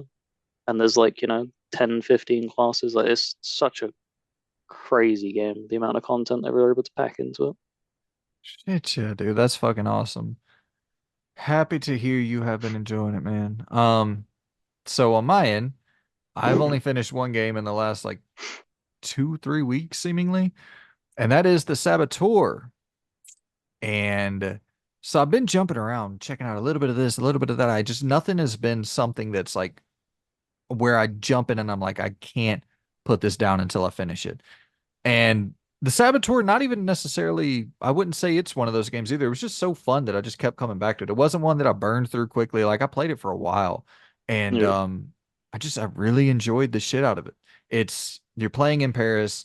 Uh the Nazi regime has pretty much overtaken Paris, and you are playing as a character trying to as you take over, as you reclaim Paris, you will restore color to the universe. So like yeah, the world's all in black and white. And how it even reveals that is so fucking sick. Uh I won't spoil anything. I'll just say that you're in a situation and all you see is it's full of color, something awful happens, everything goes black and white from the perspective of your character, and all you see is red blood splatter, and then you see the Nazi general, like the leader of this particular faction in Paris, all you see is the blue in his eyes. So it all goes black and white. You see the red blood in the blue eyes. And it's such a just like goosebump inducing moment, Mm. man. It's so And thematic. I love it. yeah, it's really good. It has like an Assassin's Creed-esque climbing system. There's multiple different paths you can take for each mission. You can go in guns blazing, stealth. If you want to go stealth, it has like a Hitman-esque functionality where you can stealth kill an enemy, take his clothing, walk around as a Nazi general, and try to, ingratiate yourself within that camp of people. And hopefully, like, okay, so I'm disguising myself as a Nazi. I'm gonna go and I gotta go and crack this chest open and get something out of it to bring it back to my people. I'm gonna try to I'm gonna try like not to run when I'm around them. So I'm gonna be walking real slowly with the gun out, trying to fit in as much as possible. And if you do weird things, like if you start climbing or start running, your suspicion meter will raise. And then if that raises, your disguise immediately disappears and you gotta like you're in a fucking straight up gunfight and you might have 50, 60 of these dudes all around you trying to take you out. And so it's just the gameplay is really fucking fun. And there's good melee combat in there. There's racing. The driving is solid. Just there's swimming. Like there's so many fun little open world mechanics in this game. Destructible environments, which everybody will know from Pandemic with the Mercenaries games. And yeah, you like, This was their final game as well, Pandemic, wasn't yep. Unfortunately, man. it? Unfortunately, the new IPs, dude. The expensive new Yeah. IPs, they will tank a studio. But yeah, you got skill trees in there. There's one moment where I was in this big ass shootout in sort of this winery area, like in a basement, and I shot at an enemy. I missed. I hit the wine barrel, and fucking it's all black and white. But I shot the barrel, and it just purple drips out of it. The purple wine drips out of it. It's so stylized. Um, there's this mission where you're chasing down a Nazi leader, and the building you're in is on fire, and like shit's exploding all around you, debris is falling everywhere, you're having to make these crazy jumps, and the controls are a little bit finicky. So when you're making these wild ass jumps, you're like worried like, oh shit, I'm about to fall to my damn death. But it and it's also the thing, you're worried because some of the checkpoints are brutal, so you're like, fuck, I don't want to I don't want to fall to my death and have to GTA record. San Andreas level fucking vanilla checkpoints. Oh god. Yes. Yeah, and that's the one knock I would have. The checkpoints are pretty rough, and playing on normal difficulty is uh is pretty brutal. At times the difficulty spikes can be a bit much, especially if you're not being strategic, which sometimes I like going in guns blazing and trying to fuck shit up, but I often got fucked up. And yeah, it can be a little bit tedious just trying to escape the Nazis. Like they chase you down with reckless abandon. So yeah, but the story's actually pretty solid. I don't love the main character, but the setup of the story is really good. You're recruited into this militia trying to rid the Nazi of their presence in Paris, but it goes into your backstory. Like you're this mechanic turned race car driver, and it shows some of your earlier run-ins with the Nazis in the prologue chapter. So it really establishes that character's hatred for the regime. Um, yeah, and then some really great cutscenes, some strong production value, and just a genuinely well written, well acted story from front to back. So I would definitely recommend the Saboteur. Is it back compat? Unfortunately, no, I had to play it on the No, 360. yeah, I was gonna say I don't think it made it. Memory serves. It's Yeah, unfortunate. such a fucking bummer. Because that would be an easy one to get too, because it was EA published, and they do a lot of work with EA, so that'd be a simple one for them to get. But yeah, I definitely recommend it. It's always just fun killing Nazis, and it's B movie action. Like it's heavy thematic. Obviously, there's some heavy themes there, but you're banging hot chicks, killing Nazis. Like it's fun B movie action. Um, but I just began playing Grand Theft Auto 5. So I think playing the Saboteur kind of made me like, you know what? I've been playing some of these I played Red Dead Redemption, and I'm like, I'm just kind of in that pocket. And I haven't played Grand Theft Auto 5 in shit, man. I mean, I played it on the PS4, but that was like right around when it came out. So like 2014, 2015, I think. So it's been almost a decade since I've played this game. And yeah, for one, this game goes there way more than I remembered. Like the dialogue and comedy in GTA 5 is pushing the bounds of what's acceptable even at that time. Yep. So yeah, shout out to Rockstar. I'm hoping they don't lose that sensibility going into Grand Theft Auto 6. Yeah, they truly didn't give a shit. The one that springs to mind is that torture sequence thing where they it's yep. It's like I don't know how some studios kind of shy away or like feel like they get forced to scale back and tone down stuff, and then you're just literally performing torture on somebody, and it's just like, okay, yep, yep, Yeah, yep, Rockstar. absolutely. Well, it's like fucking Jimmy, Michael's son dropping the damn N bomb. I'm like, yo, they got this white kid dropping the N word, and it's like, the thing about it is, it's not. eh, you're not supposed to like that character. You know what I No. mean? Like Jimmy is a entitled fucking spoiled ass brat that comes from a rich family. Like everything about that character you're supposed to dislike. You know what I mean? So it's like that's another thing to not like about the dude. And so I don't know.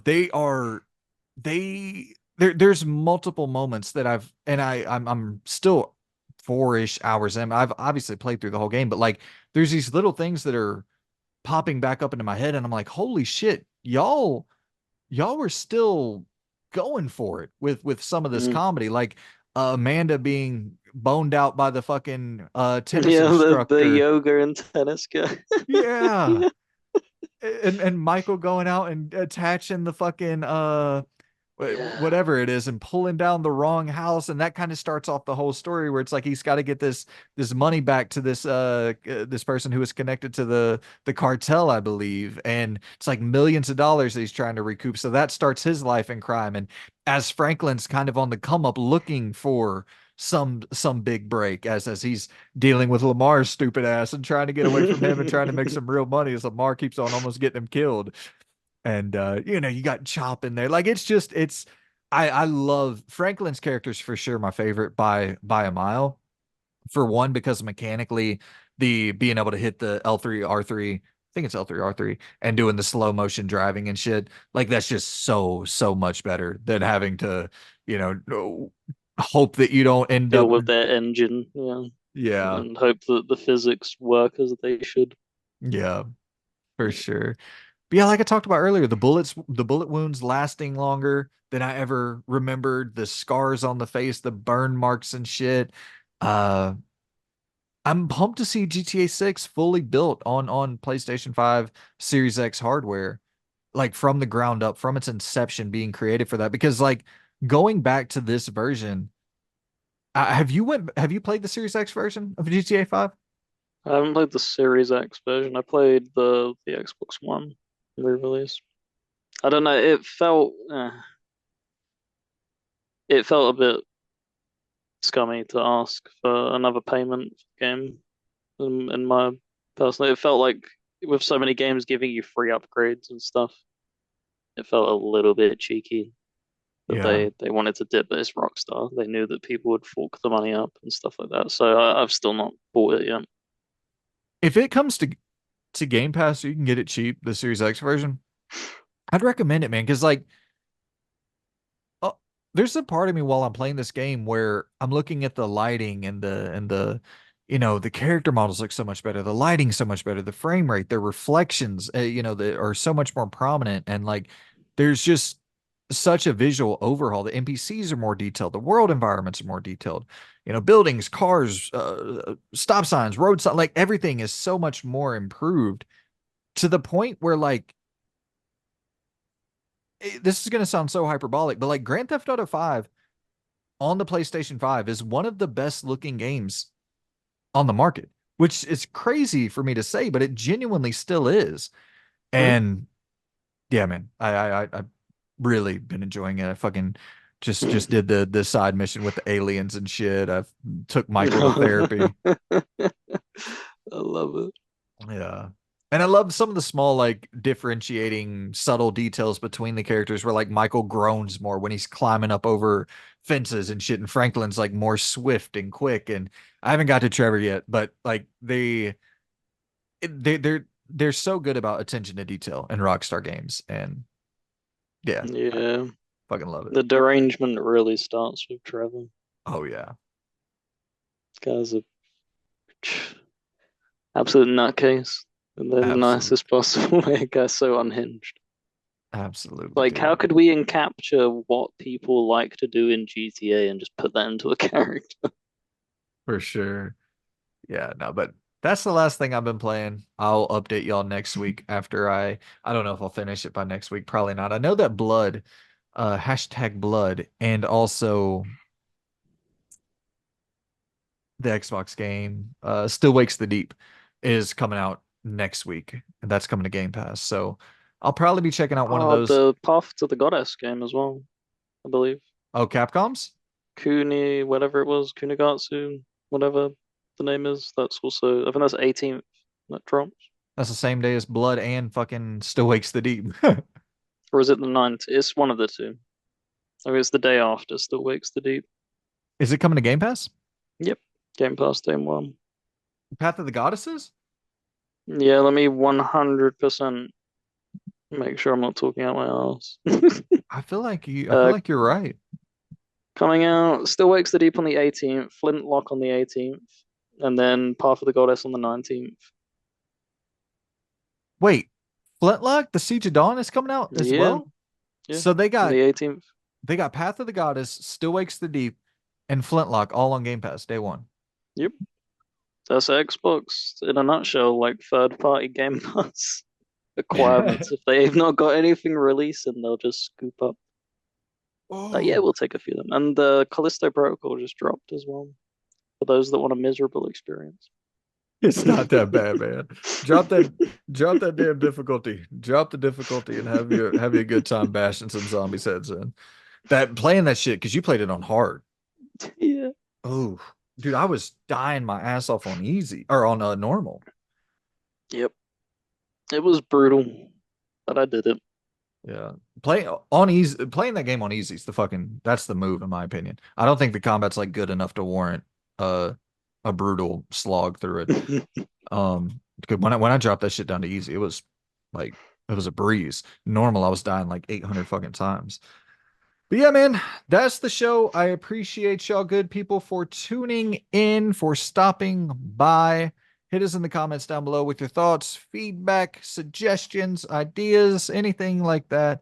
And also let us know what you thought about Summer Game Fest. We're going to be doing one more video regarding Summer Game Fest. You still down for that, Loon? I know it's already running long as shit. Yeah, that's why we bumped this forward an hour. Okay, So, cool. So we shall be at you again with one more video talking about Summer Game Fest. We're going to be ranking every game, not every game. We're going to be ranking the big heavy hitter AAA games that were announced and the like mostly new games and then reveals that were substantial enough to warrant their placement on the list. I don't know. Well, we'll get there when we get there, but appreciate y'all for tuning in. Loon, I appreciate you for joining me here, man. cheers. See you guys later.